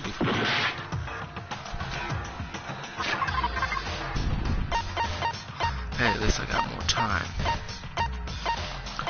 Solicit account, no. The thing that we stole from Taka. This here's account, broken restaurant. Taka scrap of paper. Oh! Wait. No, the note that Hifumi had. Yeah! That's it. I got it! That's it! You're talking about the note Hifumi had hidden away, aren't you? Hidden note? That's right. We found it stuffed in his pants. What? In his pants? Yes, his pants. Okay, well, forget about the pants for now. Take a look at what the note says. Oh, maybe we can use to escape. Monokuma can't find out, so don't tell anyone else for now. That's the note I was telling you about. The one that told me where to go. Huh? Wait, this one's a little different. In my note it said, Monokuma can't find out, so don't tell anyone else for now. Let's meet in the rec room at 1 a.m. I see. Then this note isn't the same one Hiro got. It's not the same? In other words, the killer got in touch with another person besides Hiro. And that person could only have been... I got it! One of them. That's right! Taka! Hifumi's pants. The killer used this note to draw out Taka and murder him. Hello? Over here! Objection! Objection! I don't really understand what's going on, but Hifumi had that letter, right? So whoever wrote it wasn't drawing out TikTok, they were drawing out Huffy! Just to be clear, TikTok is Taka and Huffy is Hifumi, right? Ugh! Yes! Why must you ruin it every time?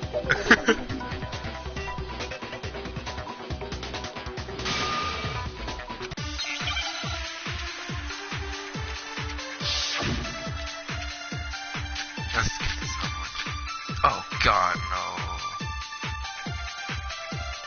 Huffy had the note, right? And the person it was intended for must have been Huffy! But remember what the note said. What time did it say to meet? 6 a.m., I believe. The time doesn't matter! The note has nothing to do with TikTok! Yes, it does. Huffy had the note, right? Then the person it was must have been Huffy! But remember what time did it... 6 a.m. The time doesn't matter! The note has nothing to do with TikTok! Yes, it does. No, that's wrong. Yes, it does. Show, it does. No, there absolutely is a connection. What the hell are you talking about? The note said to meet at 6 a.m., which is the same time Taka was murdered. We've already proven that using his wristwatch. But there's more. Look where the note says to meet. The equipment room, right? Which is where Taka was killed. I see. So, Taka was murdered at both the time and place written in the note. I think that should be plenty to show that this note was definitely meant for Taka. Well, when you put it like that... No further objections! Then someone used that note to trick Taka. Just the same as me. The culprit really is a cold-blooded monster. Telling people they found a way out. Oh, you just But if they figured gave that the out. note to Taka, what was Hifumi doing with it? Stuffed down his pants, no less! Most likely. Hifumi stole it off Taka's corpse after he died. Huh? He stole it? Where's your proof? Go ahead, show us. Where is that? Where is that? Where is that? Where is that? Where is that? Where is that? I got it! Bam! When I searched Taka's There's body, my proof. I saw that his lifeless hand was gripping a small scrap of paper. If I'm right about this, the sheet of paper this piece came from is... I knew it! It fits perfectly with the note we found hidden on Hifumi. Then Taka's scrap and Hifumi's note. Yup. They're from the same piece of paper. Hifumi had the note meant for Taka, while Taka's corpse still grasped a small piece of that note. There's only one way to explain it. Taka died clutching the note. Hifumi tried to free the note from his death grip, leaving behind only one small scrap. Did I get all that right? Yes, you did. That means Hifumi knew the note was important. Go, Ogami. Go, Ogami. Exactly. Which proves that he was an accomplice in the murder. Whoa. Yeah. After seeing all this, Hifumi was super involved in this whole thing for sure. In fact, he was behind the whole thing. In fact, he's still alive. No. Sorry, no. When we found him in the repository, Hifumi was truly and completely dead. The second body discovery announcement proves that. So then, who killed Hifumi? Whoever did is the mastermind, the true killer. He was killed in the repository, so he must have been killed not long after transporting Taka's body. So, he must have been killed after Taka's body vanished, but before we found both bodies in the repository. During that time, we'd all split up and were searching for Taka's missing body. In other words, during that time, none of us have alibis. Wait, but me and Sakura were together. Stop trying to steal the spotlight, you stupid walrus! Quiet, Joe. Who are you calling a walrus? Anyway, when they were killed bothers me too. But there's something that's been bothering me even more. And what might that be? The weapon they used to kill Hifumi. The weapon? Yeah, because I mean, according to the Monokuma file, the way Taka and Hifumi were killed was almost the same, with them having similar fractures and all. But Justice Hammer 3 and 4 were still laying around in the nurse's office and equipment room, right? So if Hifumi was killed in the repository, the culprit would have had to grab one of the hammers, kill Hifumi, then put the hammer back where they found it. But wouldn't that be seriously risky for him? I'm surprised. It seems there's some semblance of a brain knocking around that skull of yours after all. Wow, that's so neat. Hell yeah, it's packed in there good and tight. He's right, though. I don't understand it either.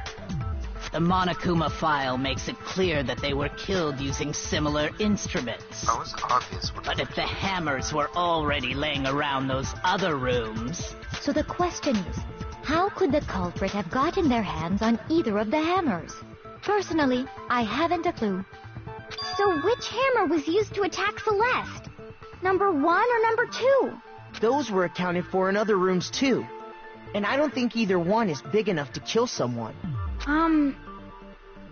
Then, Is it not possible they used a different weapon? I don't think it is possible. They were both killed with the same kind of thing, right? So then, what was used to kill... I already know what the heck it is, so I just skipped through all of that part. Find what it is. Stop this hammer. What was used to kill Hifumi? Was it Justice Hammer? Maybe Justice Hammer. Well, whatever. There's one. How was the culprit? How did nobody witness them kill? Sounds like a Justice Hammer 5 is about to make it. Check out murdergear.com/hammertime for more info. No idea what you're talking about. I want to stab you, sir. Okay, so I know what it is. I just keep... What was used to kill? Was it Justice Hammer 3? Maybe Justice... Well, there's one. How was the culprit? How did nobody... Sounds like a Justice Hammer. Check out murdergear.com. Well, one thing's... The murder weapon had to be one of the Justice... And... that's about it. So I know what it is. So I know which one it is. What was used to... Was it just maybe Justice... Well, there's one. How was the culprit? How did nobody... Sounds like a Justice Hammer. Check out murdergear.com. Well... One thing seems pretty clear. The murder weapon had to be one of the Justice... It's not witness. No, it's wrong. It's this!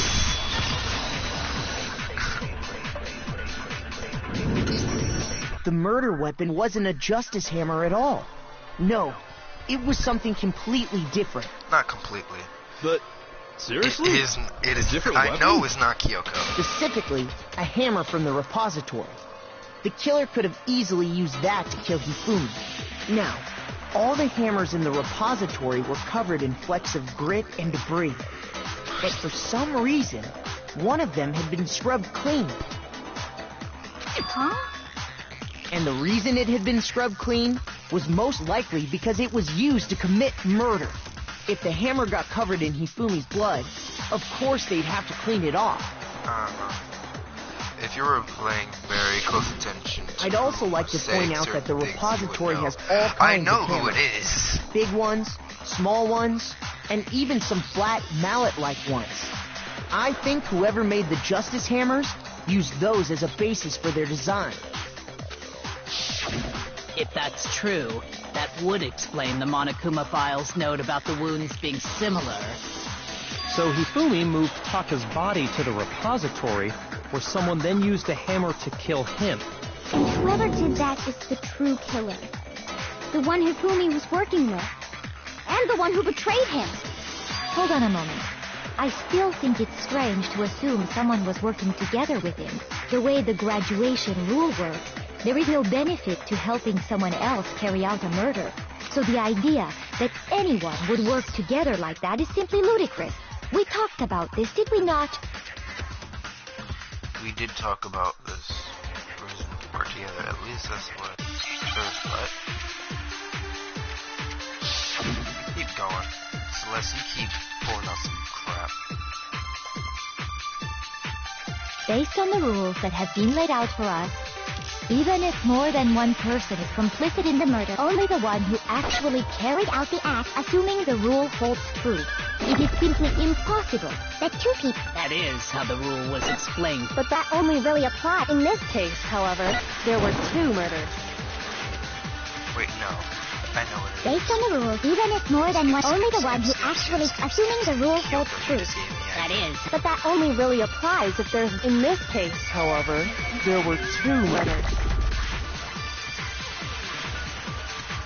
Based on the rules, even if more than one, only the one who actually carried out, assuming the rule holds true. Bam! No, that's wrong. Let's get your butt whooped. Miss Ludenberg. Since there were two murders, it's at least plausible that more than one person was involved. What do you mean? If there'd only been one murder, then yes, the idea of an accomplice isn't really worth considering. Naturally, if only one person can be saved per murder, an accomplice has no risk versus reward benefit.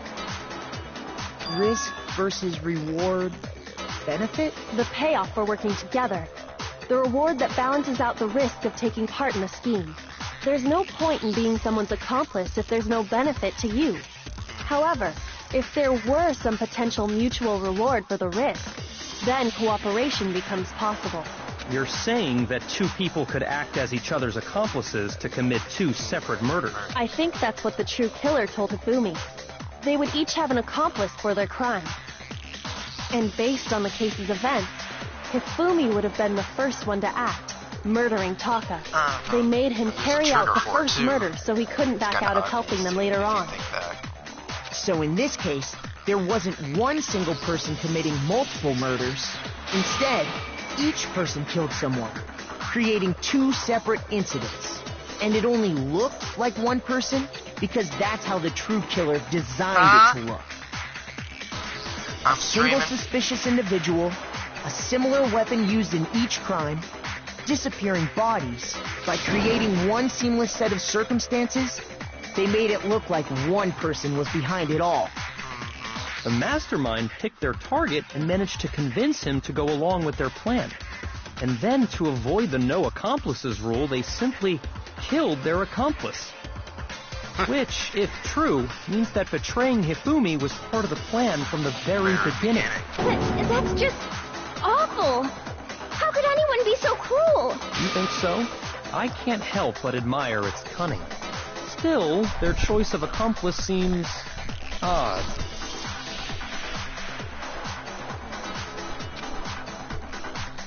I've noticed the fact from the very beginning, which is why she said not to look at this seriously connected to this, but is it entirely separate incidents? Kyoko really is amazing, although, when you think about it, she's also too amazing. Like, it's almost unnatural how good she is. I understand how an accomplice could be involved, but then who was the one pulling Hifumi's strings? That's problem numero uno right now. True killer manipulated Hifumi. Next execution will be me. What? No, I know who's gonna be killed. Gonna be executed. True killer manipulated Hifumi to carry out another action spin in the animator. Really? In the debates up till now, the way the case has unfolded, when we consider all that, there's really one person who seems to fit.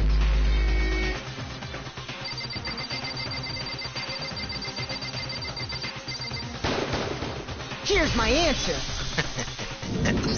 Hey, it was Celeste. Gotcha.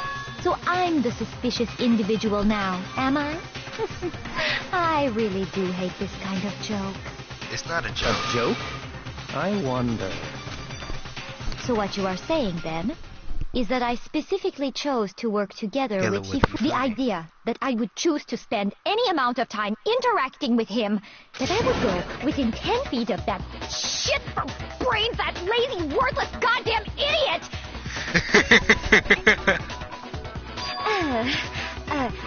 Pardonnez-moi. Just to be clear, there is evidence to support it. Is that so? It is. Throughout the investigation, there was certain behavior that was common only to the two of you. Considering what we've learned so far, it only further proves that the two of you were working together.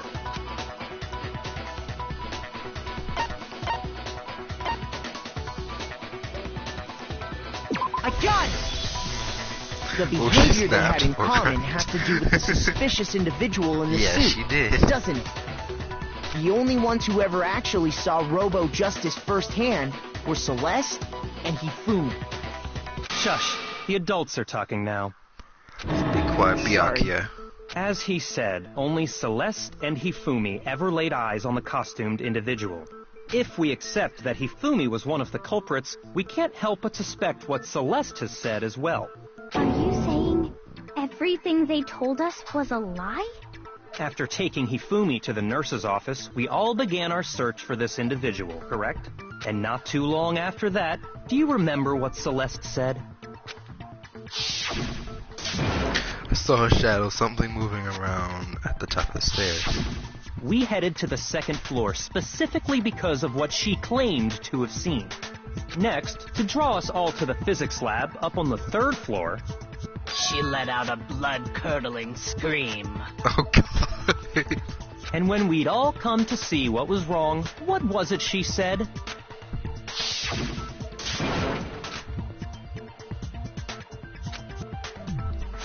Orange costume man, he ran off as soon as I screamed. I was blocking the stairs, so he headed further down into the hallway and disappeared. Once she'd done her job of getting us all up to the physics lab, it was time for her partner to get to work.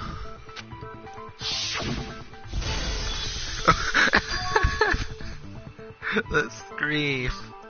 It's the same thing that was in the, Akiya! When the same thing is in the abridged version.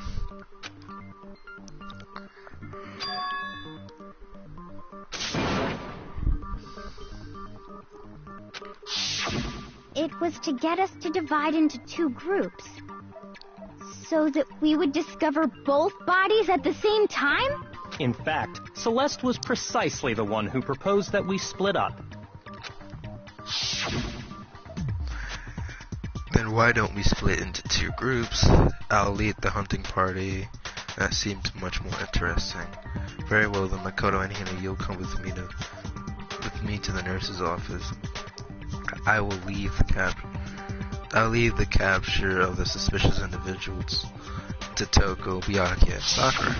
Well, if Celeste and Hifumi were working together, all those chance events suddenly become connected. And on top of that, that piercing cry of yours early on. What?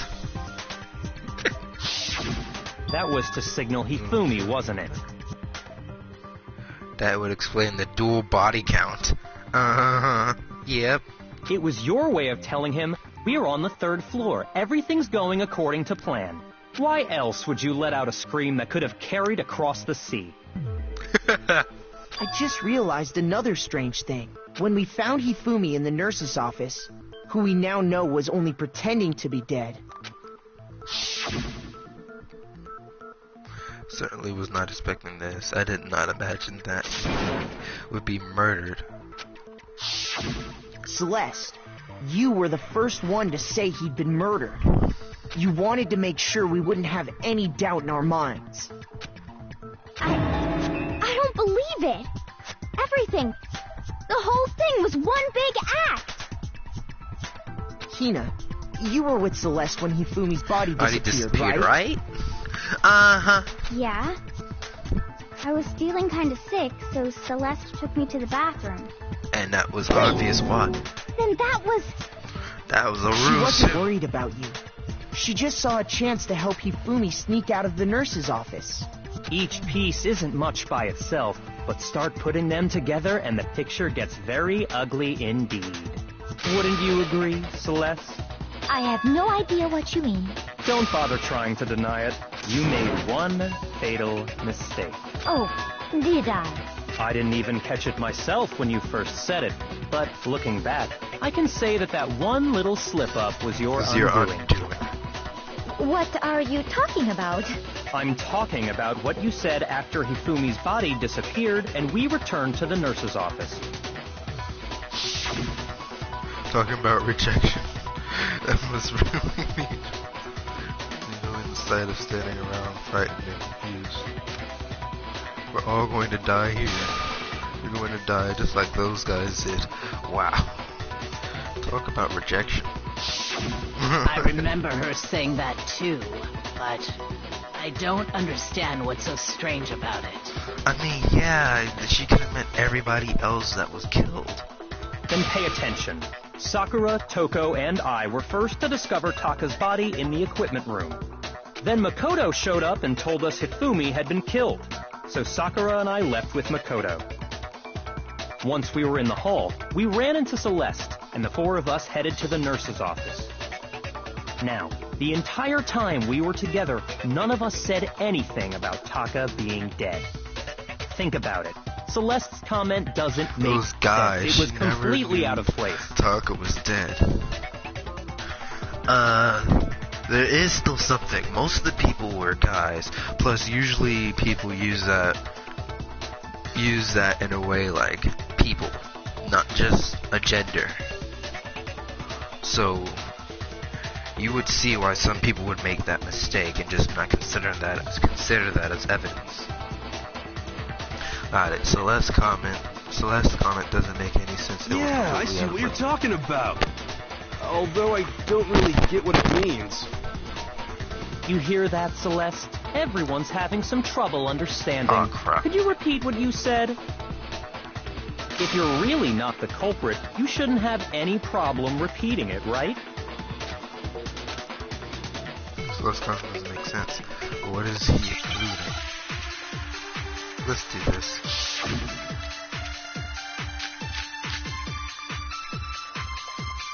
All I said was, they must really be enjoying this. Enjoying the sight of us standing around, frightened. They must be positively elated. We are all going to die here. We are going to die. Just like, and that is all I said. And that's all it takes to finish. What was so strange about Celeste's comment? All I said was, they must really be enjoying the sight of us. They must be. We are all going to die. We are going to die. Just like those guys died. I screwed that up. No. Shoot. All I said was, they must really be enjoying the sight of us standing. They must be. We are all going to die. We are going to die. Just like, and that is. And that's all it takes to finish this. It's obvious is what was so strange about Celeste's comment. So strange.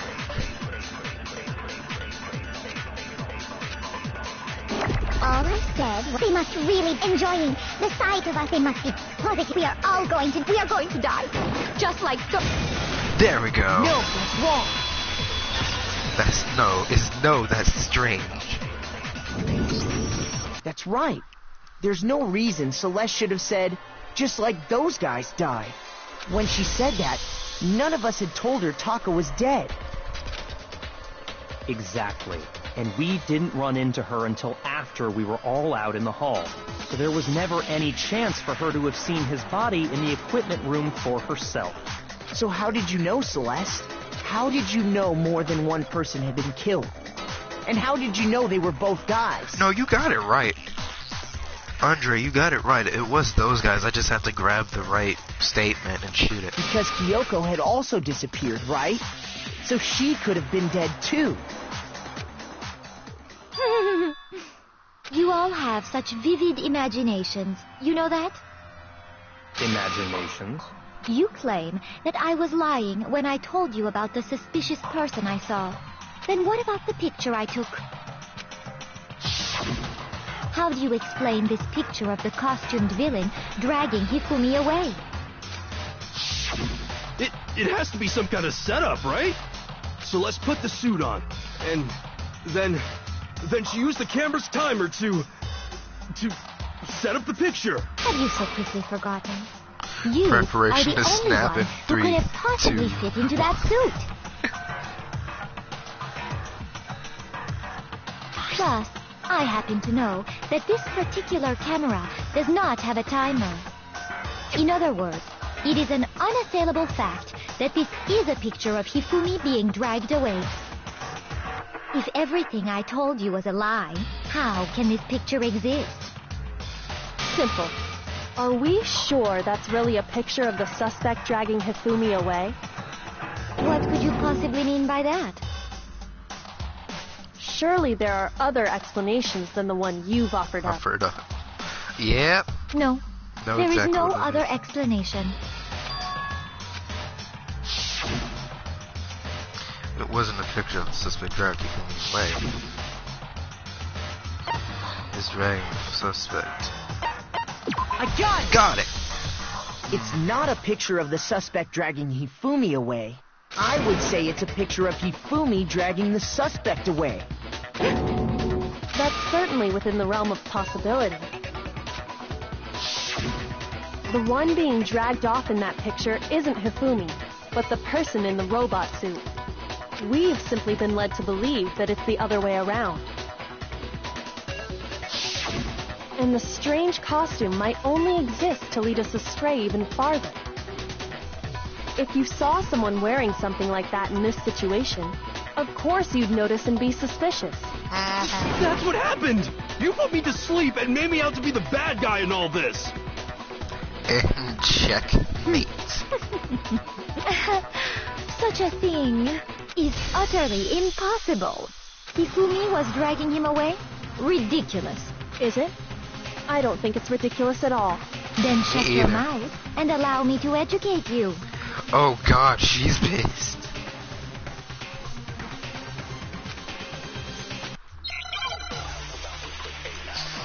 Let's finish this. It is Celeste. You dressed me up in that suit after I passed out. Then you just draped me across Hifumi and you tried to make me look like the bad guy. Like I said, ridiculous. As you can see in the picture, the suspect is standing perfectly upright. If the person inside the suit was unconscious, there's no way they could stand up straight like that. Then the fortune-telling I know exactly what it is now. No way! You dressed me up in that suit, then you just draped me across Hifumi. You tried to make me look like the bad. Like I said, as you can see in the picture, if the person inside the suit was unconscious, there's no way they could stand up. That's no, wrong. That's wrong. Celeste, you're getting salty. So salty. Even if the person inside the suit were unconscious, at the waist. they could still stand up like that. Because that Robo-Justice suit had a certain characteristic. Excuse me. On the way, seems like a pretty obvious oversight. That's right! They totally made a mistake when they made it, so it couldn't bend at the waist. I'm not so sure that was a mistake. I think the suit was designed from the beginning to be used the way it was. Celeste, you forgot to do something. You forgot to fix it to where it would bend at the waist earlier after shoving him in the locker. That's how they were able to fake that whole thing. The point of it all was to make us believe whoever was in the suit was to blame. I smell. She's so salty. Yeah, no, she's so salty. She's so well pissed. then, She's so I suppose this is checkmate. Checkmate?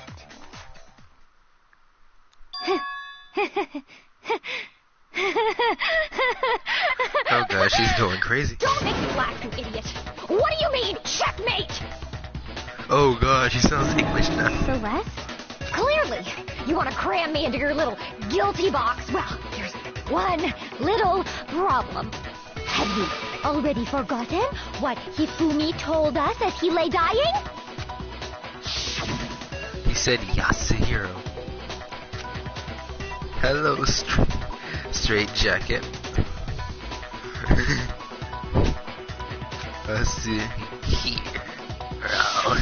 When we asked him who had attacked him, his answer was quite clear, was it not? He said, and I quote, Yasuhiro. In other words, Yasuhiro Hagakure! Wait, but my name isn't really Yasuhiro. It's actually Taro. Your confusing statements don't make any sense. You're only making things more complicated. He did say Yasuhiro, but are we sure he was really pointing the finger at Hiro? Because Celeste hasn't told us her. What the hell are you talking about? I'll burn you alive! Kyoko, what do you mean by that? Think back to how Hifumi used to talk to us. How did he refer to each of us? I got it! That's right! Our last names! I didn't remember that, but it would only make sense. Our last names! Exactly. I know I heard him say Mr. Naegi more than once, for example. And if Hifumi did mean to say Hiro's name, he would have said his last name, Hagakure. I'm sure it was just incidental. By chance, his first name. Indecent? Don't talk. Indecent? Random Don't change. talk. Wow. Now isn't that a convenient explanation? No. There's no reason to think he would have said the name any different than normal. But he must have run out of energy before he could say any more. So Hifumi was trying to tell us the last name of whoever killed him?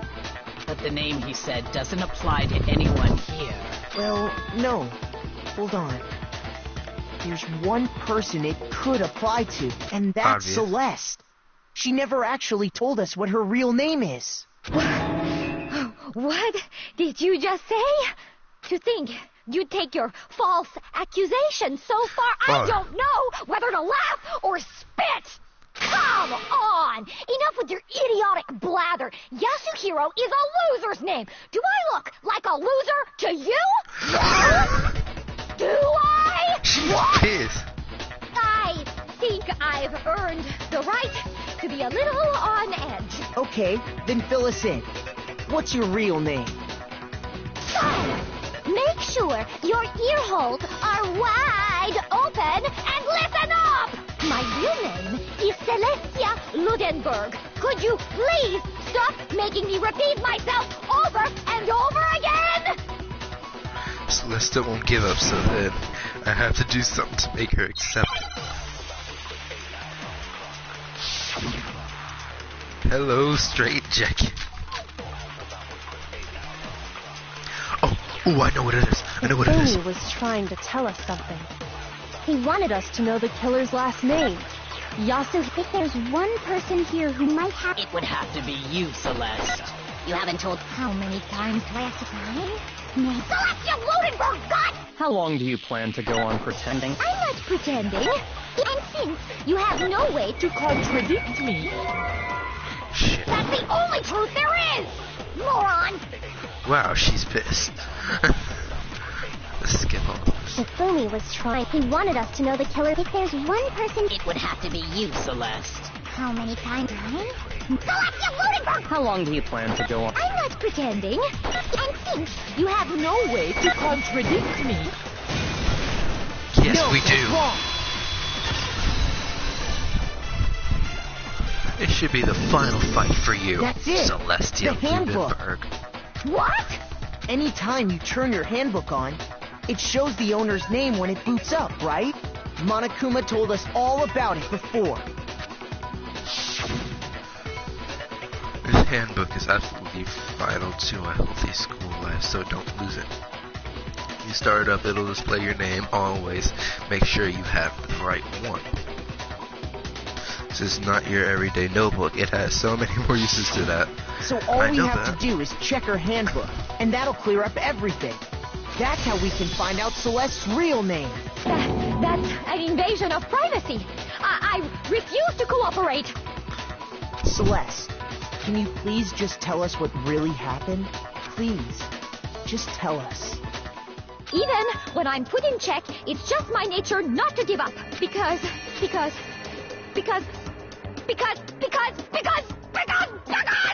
Until the game's over, you never know what might happen.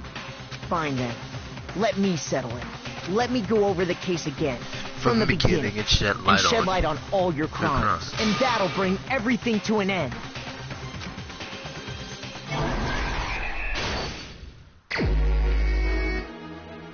Why are this and this in here?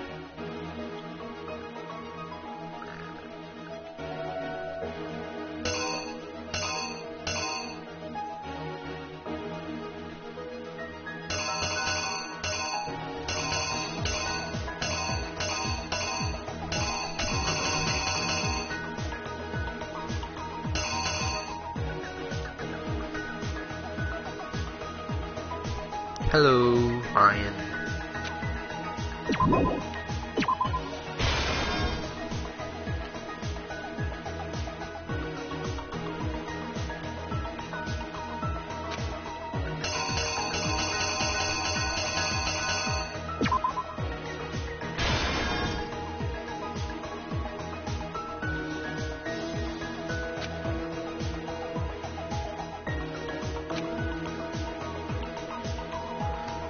Summon first.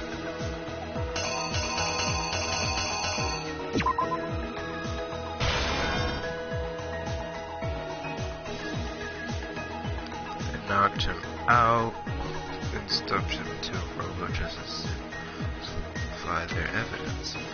And they can use a certain item to do it.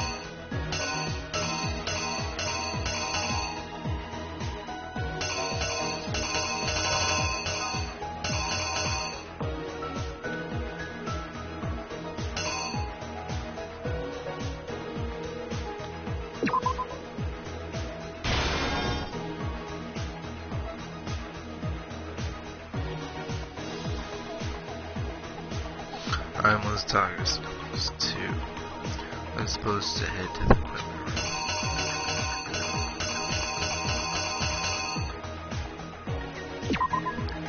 6.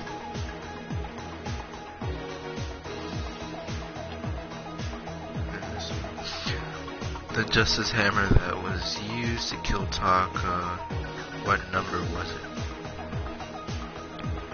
Guess it was 4.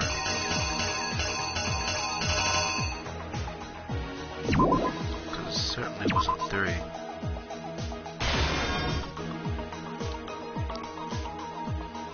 In the library, Ifumi used something to fake the incident of a shadowy criminal.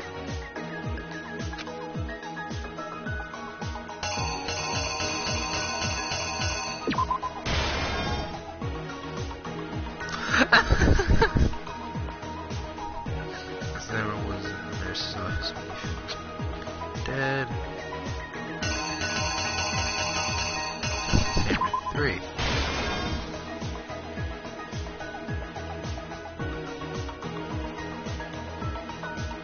Ifumi used something to move Taka's body.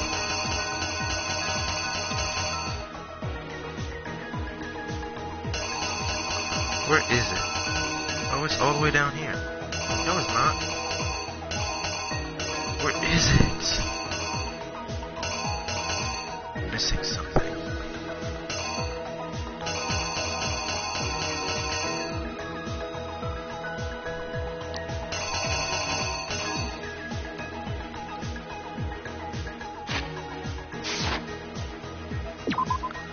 Just gotta do this. Please. What's this?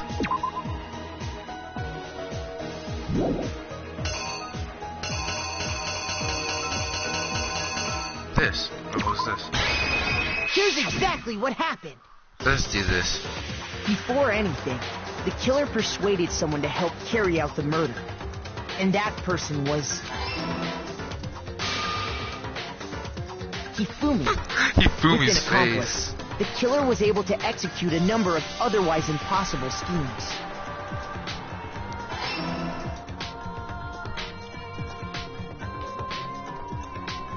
First, they convinced someone to meet them in the rec room last night at 1 in the morning. That someone they met with was Hiro. The murderous duo intended to pass Hiro off as the prime suspect. So when they met up with him, they drugged him, knocked him out, and stuffed him into the Robo-Justice suit.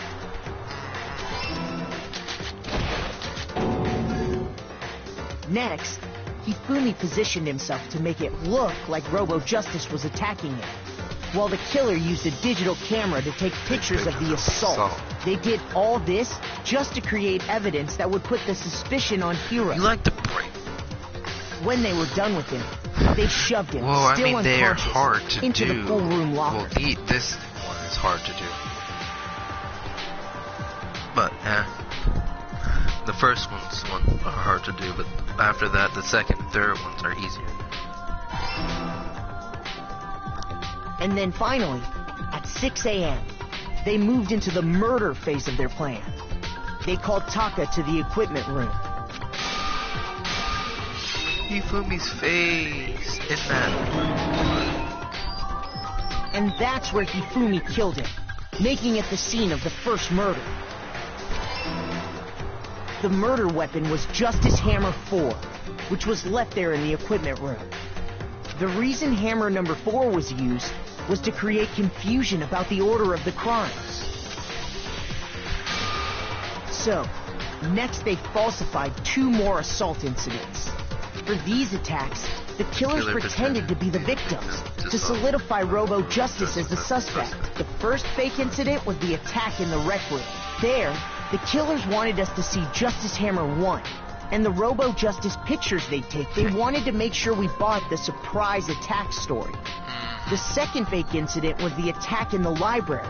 This time, they planted Justice Hammer 2, and an injured Hifumi to sell us that story. With these 2 incidents, the killers were able to create a certain preconception in our minds that the suspect was increasing the size of the hammers and attacking people in order as they did. We fell right into their trap and started looking for the suspect based on that.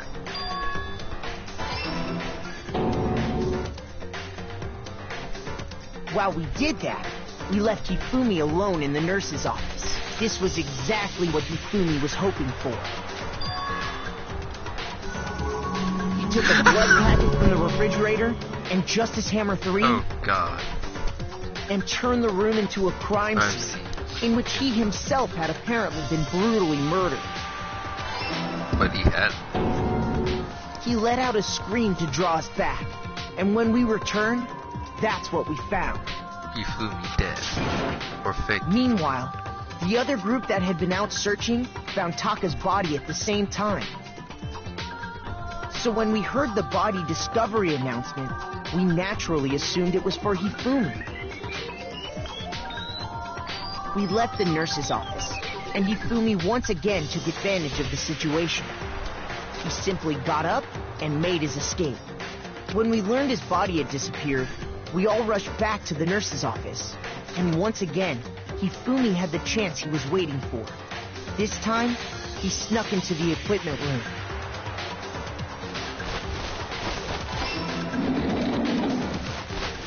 He wrapped Taka's body in a tarp and used the dolly to move it all the way down to the repository.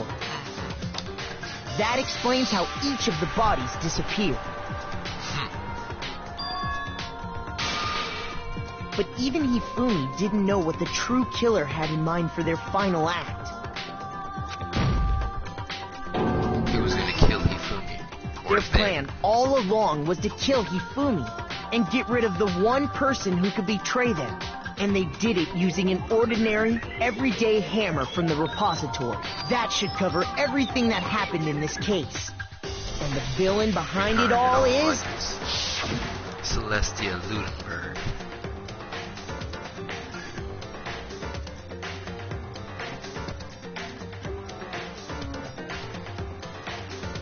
I like how they did that.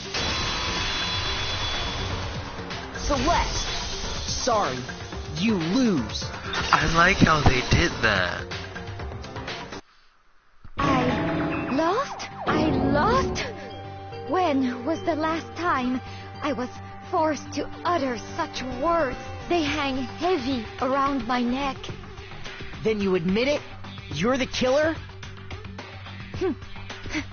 Listen to you, trying to take charge, as if you're my private instructor. I, Celestia Ludenberg.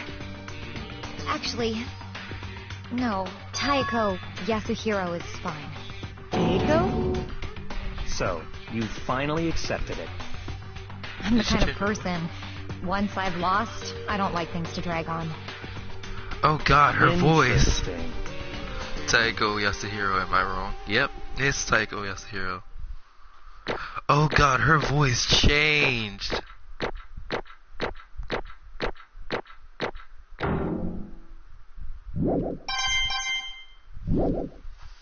Her voice changed. changed. Okay, Monokuma. I'm ready to begin. Or, no, I suppose this is the end, isn't it? It is indeed the moment we've all been waiting for. Time to vote. Okay? Okay. If you would, please locate your lever and cast your vote. And when the votes are tallied, who will become the blackened? Will you make the right choice or the dreadfully wrong one? What's it gonna be? What's it gonna be?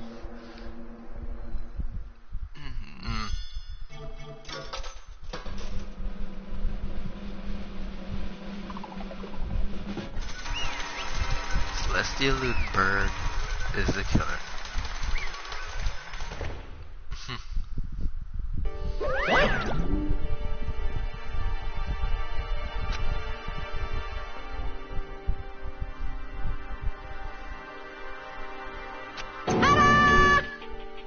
Taiko Yasuhiro. Honestly. That sucks. Just trying to work with someone else was a mistake after all. Hifumi's ineptitude. I knew it. So you really did approach Hifumi with this plan. But how did you get him to agree? Can't imagine he would have happily agreed to commit murder. I'm sure he realized on her speciality line. I think that's what it's called. Ellie, don't make me laugh. I didn't have a lie to get him to agree. So then. Then did you use you know? I knew you'd figure it out, Kyoko. You're absolutely right. I get Hifumi to act. To get Hifumi. I used her.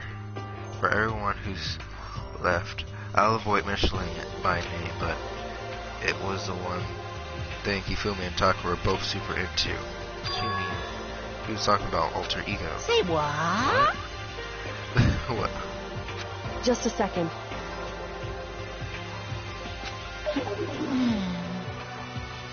In other words... Then you're the one that stole it. Indeed. That's right. I see. You'd drag Hifumi into the plan, you'd come up right again. Last time after we had our meeting about how it disappeared, I paid Hifumi a visit. What are you doing here? Actually... Hoping I could talk to you.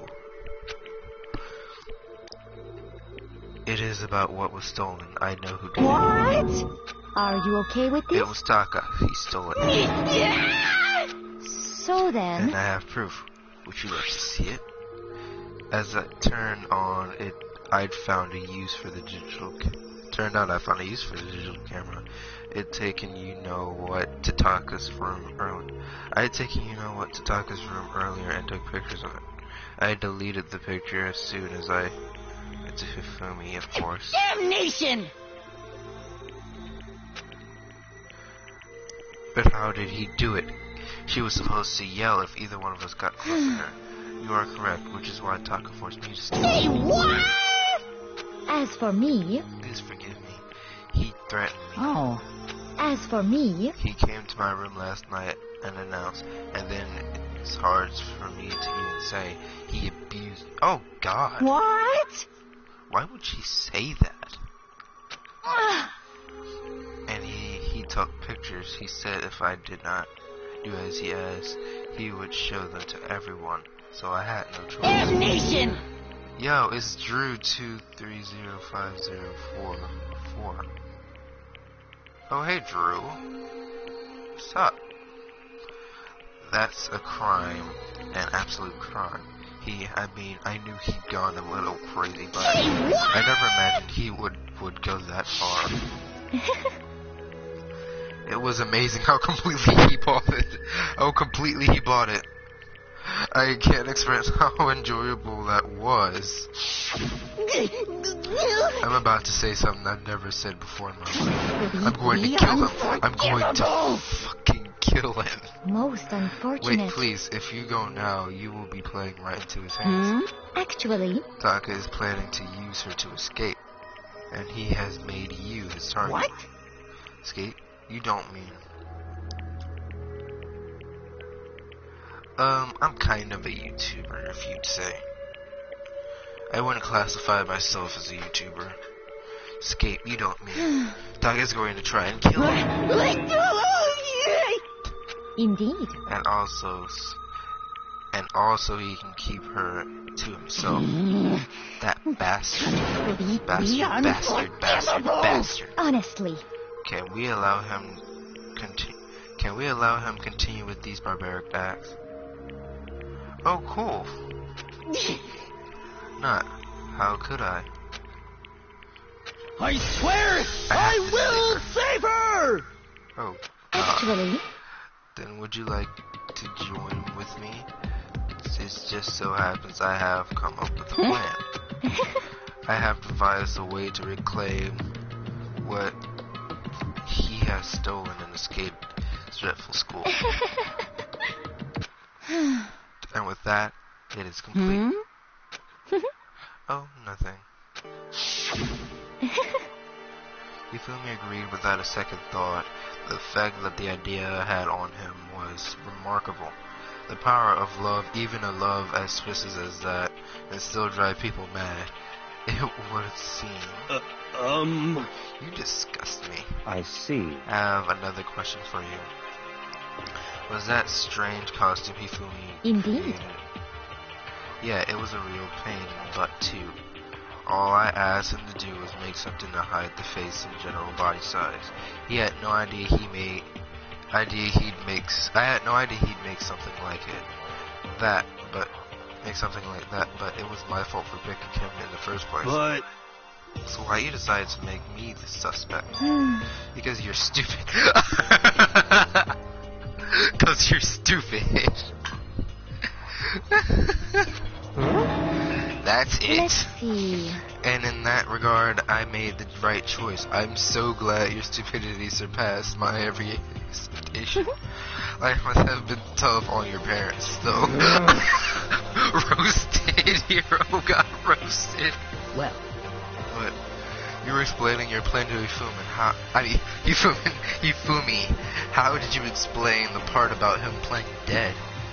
What she's asking is, what was Hifumi supposed to do after that, assuming you had actually let him live?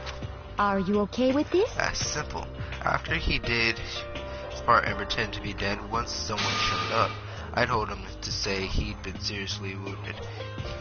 He was on the verge of death, but he just barely held on. And He really believed that? Well, of course, that wasn't all there was to it. As I explained to Hifumi, the plan was, while you were all questioning him about what had happened when he murdered someone else, and at that point Hifumi would have an alibi so nobody could doubt him.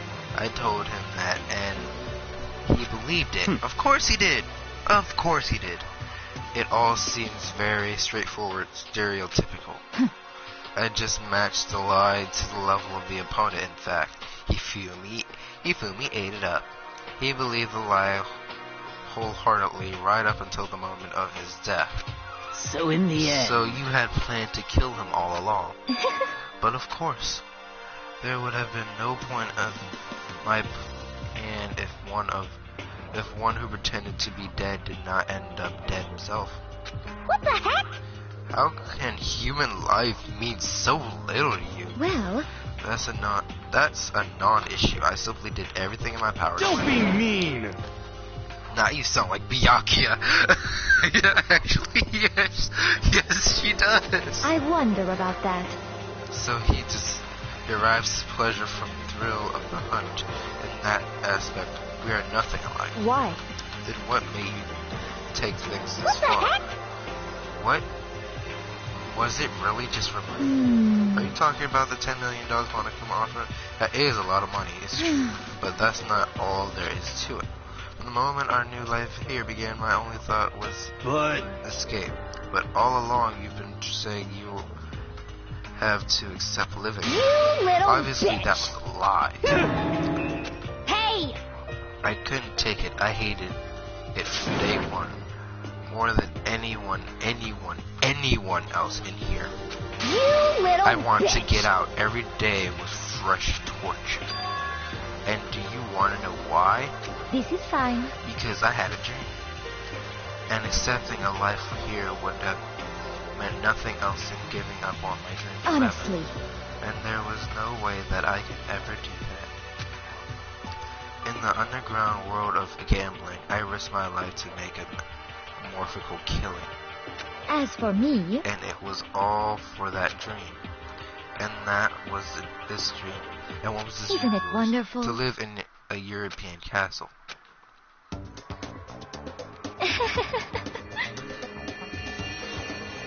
And to gather handsome men from all over the world to serve as my butlers / bodyguards.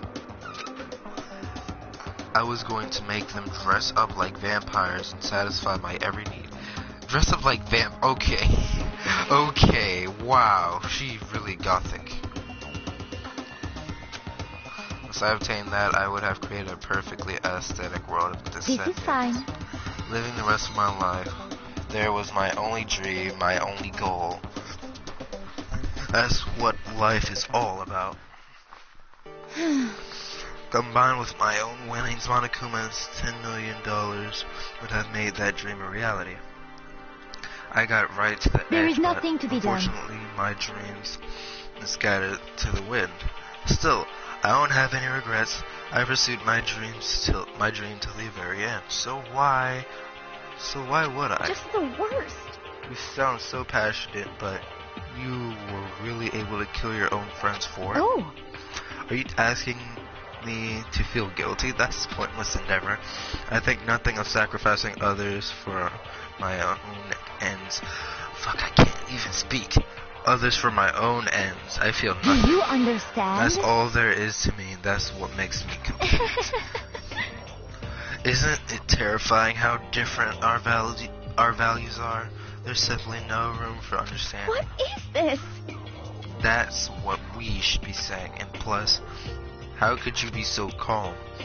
Don't you realize you're about to die? Why aren't you scared? My ability to lie is unrivaled, and I take pride in that. Not just other people. I can even fool my own emotions. The conscious deceiving the unconscious. The conscious deceives the unconscious.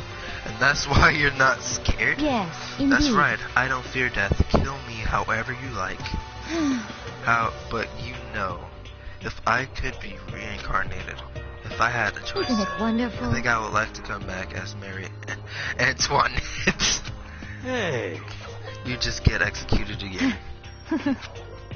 Celeste smiled then, and when she did, it looked to me like a poor effort to force it. She claimed she could fool her own feelings, but that statement itself must have been her final lie.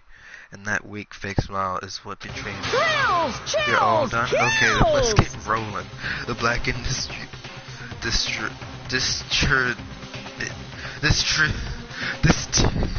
I can't say the word. Disturbed the peace and must pay the price. Now then, I prepared a very special punishment for her.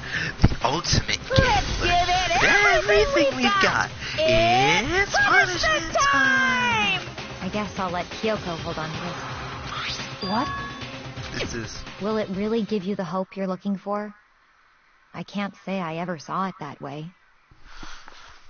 Which is why... Actually, it's not important.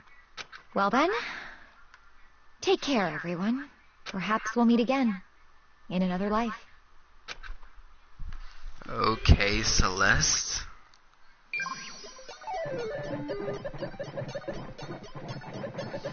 Bye, Celeste.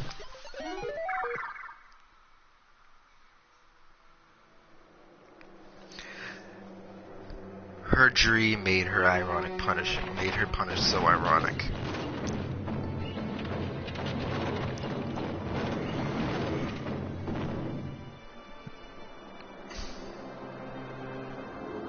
Burning of the Versailles Witch.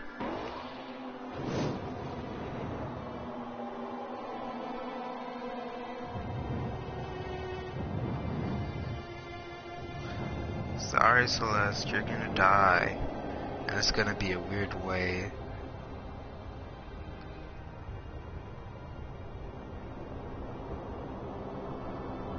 All the Monokumas are freaking waving goodbye to her.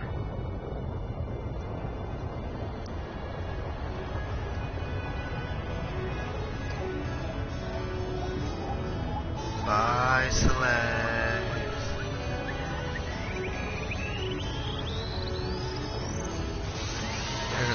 Just looking at her eyes, she's like, what the fuck is that?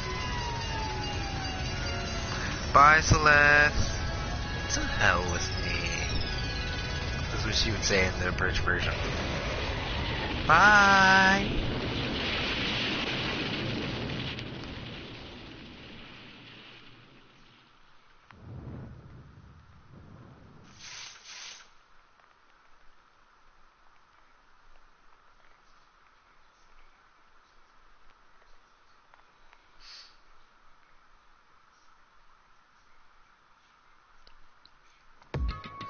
It's over. The third execution is over. Celeste's dead. It's over. Celeste's death is over. That went well. Celeste killed my friend, so I can't pity her, but I also can't deny that at one point I considered her a friend too. And for him to just come along and fuck you, what? Fuck you about to say, Makoto? Sorry, I'm not gonna give a shit.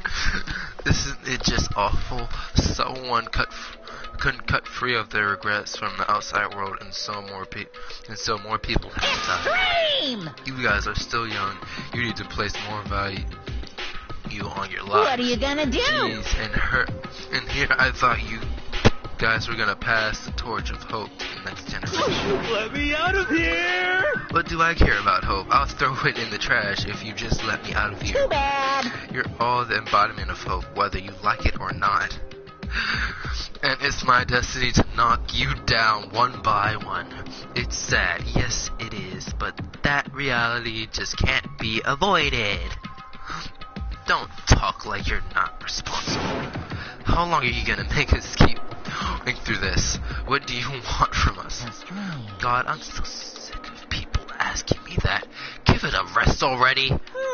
So anyways, Kyoko, did I see you get some kind of key type object from Celeste? Hey! So, what's the deal with that? What? What's the matter? So did you like Celeste? She was kind of dark. Celeste wasn't that bad, but then again, she wasn't my favorite character. she would probably be above Byakuya, but still like right there above him. Like, she's not my favorite.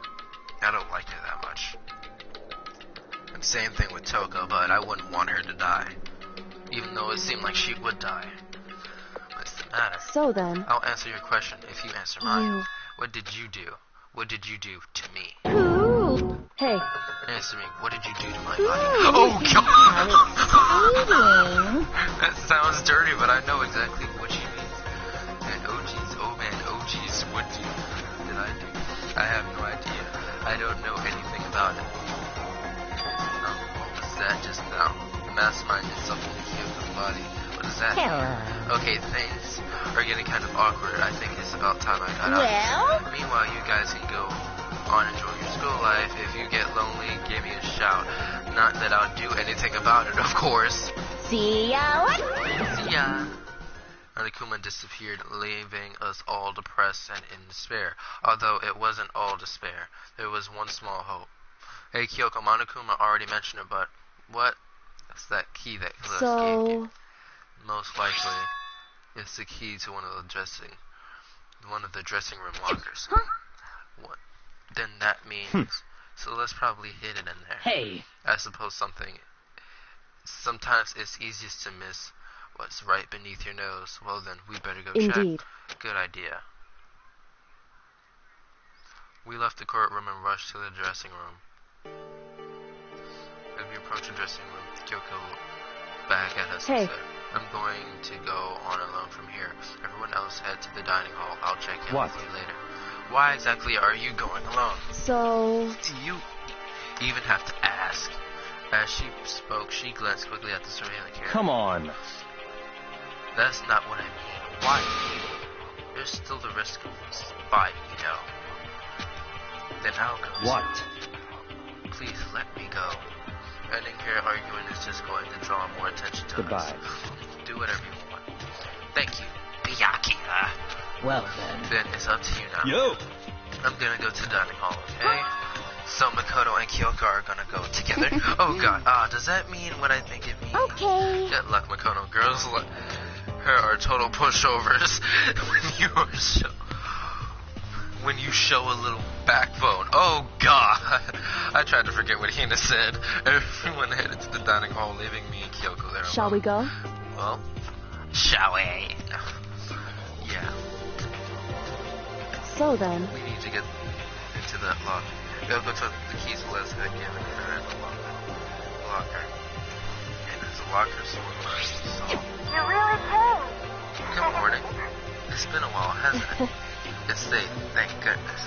I've never heard Kyoko sound so relieved. It was like she was speaking from the bottom of her heart. I did just what Celeste asked. I didn't say a word. I stayed quiet the entire time. Oh, and I think I might be able to open the last set of files soon. Maybe as early as tomorrow. I'm doing my best, so please wait just a little. So now we can officially say that the case is closed. And as far as the incident is concerned, sure, but can we take a second since we have this opportunity? I want to be honest with you. You're gonna be honest with me. Kyoko, please tell me, what are you trying to do all on your own here at the school? Is that why you wanted to come here with However... me? Regardless, that's not something you need to know right now. I don't need to know. That just makes me more worried. What? Worried. Like what happened during the investigation this time. You disappeared, and we didn't see you again. Without warning, without explanation. When you do that... Indeed. It's only natural that they think I'm the mastermind spy, right? And you too. I believe in you. What? Believe in me? Isn't it obvious? People believe in their friends, right? That's why I want you to tell me. And I want you to believe in me too. Because we're friends. I understand. It's true. Then maybe I can believe in you. Just a little bit more. That's fine. Fine, I'll tell you. I'll tell you why I've been disappearing. And where I've been going. You see, what I heard from Kyoko then was, well, frankly, kind of blew my mind. Right after I told Kyoko I believed in her, she told me a story was, well, almost unbelievable. I had to confirm what she told me with my own 2 eyes, so I waited for nighttime to come. Then I did it. I went into action. Correct. The boys' bathroom on the 2nd floor doesn't have a surveillance camera or monitor in it. And in the storage room closet, there's way in the back. She said it was way in the back of the boys' bathroom storage closet, but could Kyoko really be right about this? Wait, Kyoko went in the boys' bathroom? Oh gosh, she's so mysterious. Okay, storage room closet should be all the way back there. This normal closet, as far as I can tell. Kyoko told me, could it really be hidden in here? The wall, you can look at the wall and tell there's something wrong with it. She said it was way in the back of the storage closet, but I mean, seriously? Thinking, I placed my hand on the back of the storage closet, and suddenly, as if I were being yanked in. Ka-shunk! Ka-shunk! At the same time as I heard the same sound, I fell through the wall. I had no idea what was going on. But I don't know why that makes sound. I had fallen through the back of the storage closet, huh? It turned out the back wall was like a revolving door, and I had made my way the other side, just like Kyoko had said. Correct. In the boys' bathroom on the 2nd floor, there's a storage closet. And way in the back of that closet, there's a secret room. So this is the secret room. But what's in there? So I gotta explore shit.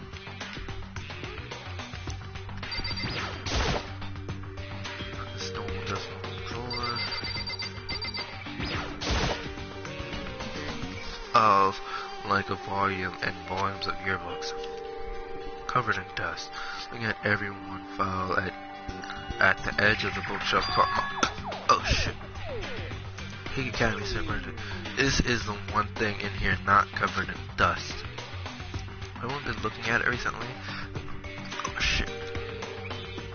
I slipped the file into my hand, but before I had a chance to take a look, a slip of paper fell out of the file, and I turned into it. What's this? It says you must not leave. That's kind of weird. I could understand if it said, like, I can't leave, but you must not leave? What's this? My head feels funny. The strange sensation. It's like deja vu. Those words, you must not leave. I've seen them before, somewhere before, but I can't quite remember. What do I know? What don't I know?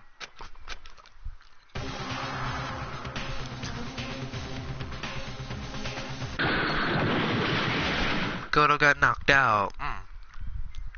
Strange sound rang out through my head.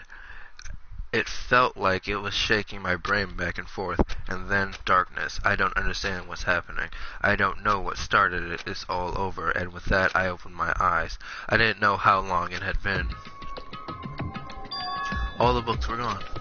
Ow. Apparently something hit me, and I lost consciousness. All I understood. The dull, throbbing pain in my head proved that much at least.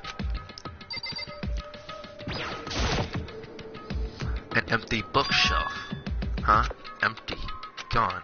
It's all gone. The yearbooks, the student registry, and even the note that had fallen on the floor. It's all gone. What does this mean? My brain refused to do any more work. The insistent pain in my head began to spread across the rest of my body. For now, I should go back to my room, get some rest. My body was heavy with pain, my mind heavy with thought. I dragged myself back towards my room. So I made it back to the 4th floor.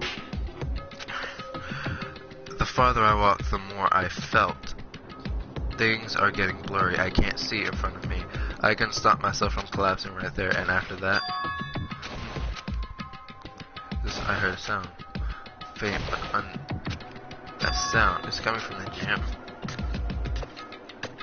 As I desperately hold my shaky frame towards the gym, sound got stronger and stronger. What's going on? It can't be nothing here in the gym. When will this chapter hurry up and end? I didn't make a sound as I opened the door to the gym. The sound coming from the side, meanwhile, only intensified that much more. Good job. Fuck you. What the fuck?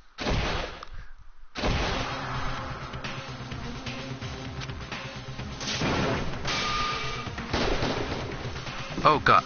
Oh god, that's like an awesome scene though. Before me there raised about beyond anything humanly impossible. No, one side's not human, that's for sure, but regardless, I couldn't stop staring. I forgot to move or even breathe. Why, you? What do you think you're doing? I asked you a question. What's the meaning of this? How dare you defy me? This wasn't part of the deal! Technically, there wasn't a deal in this. I've made a decision. I will no longer retreat, no longer compromise, no longer regret. I've made my decision. I'm going to resist you. Okay, but you do realize what will happen if you go through with this, right? You haven't forgotten, have you? What I'm holding hostage? What am I looking at? What am I hearing? A hostage? Then could it be the mastermind spy is Ogami? Next generation stand tall, galactic hero. Okay, that's the end of this chapter. Thank God. So I hope you enjoyed Super Robo Justice. Okay. So I hope you enjoyed this. Thank you for watching my stream, and I hope you guys really enjoyed it. It seemed like you might have. I'm not sure. Just by reading the comments. But either way, I really hope you guys enjoyed this. I enjoyed doing this with you guys, as always. And again, I apologize for falling asleep in the last stream.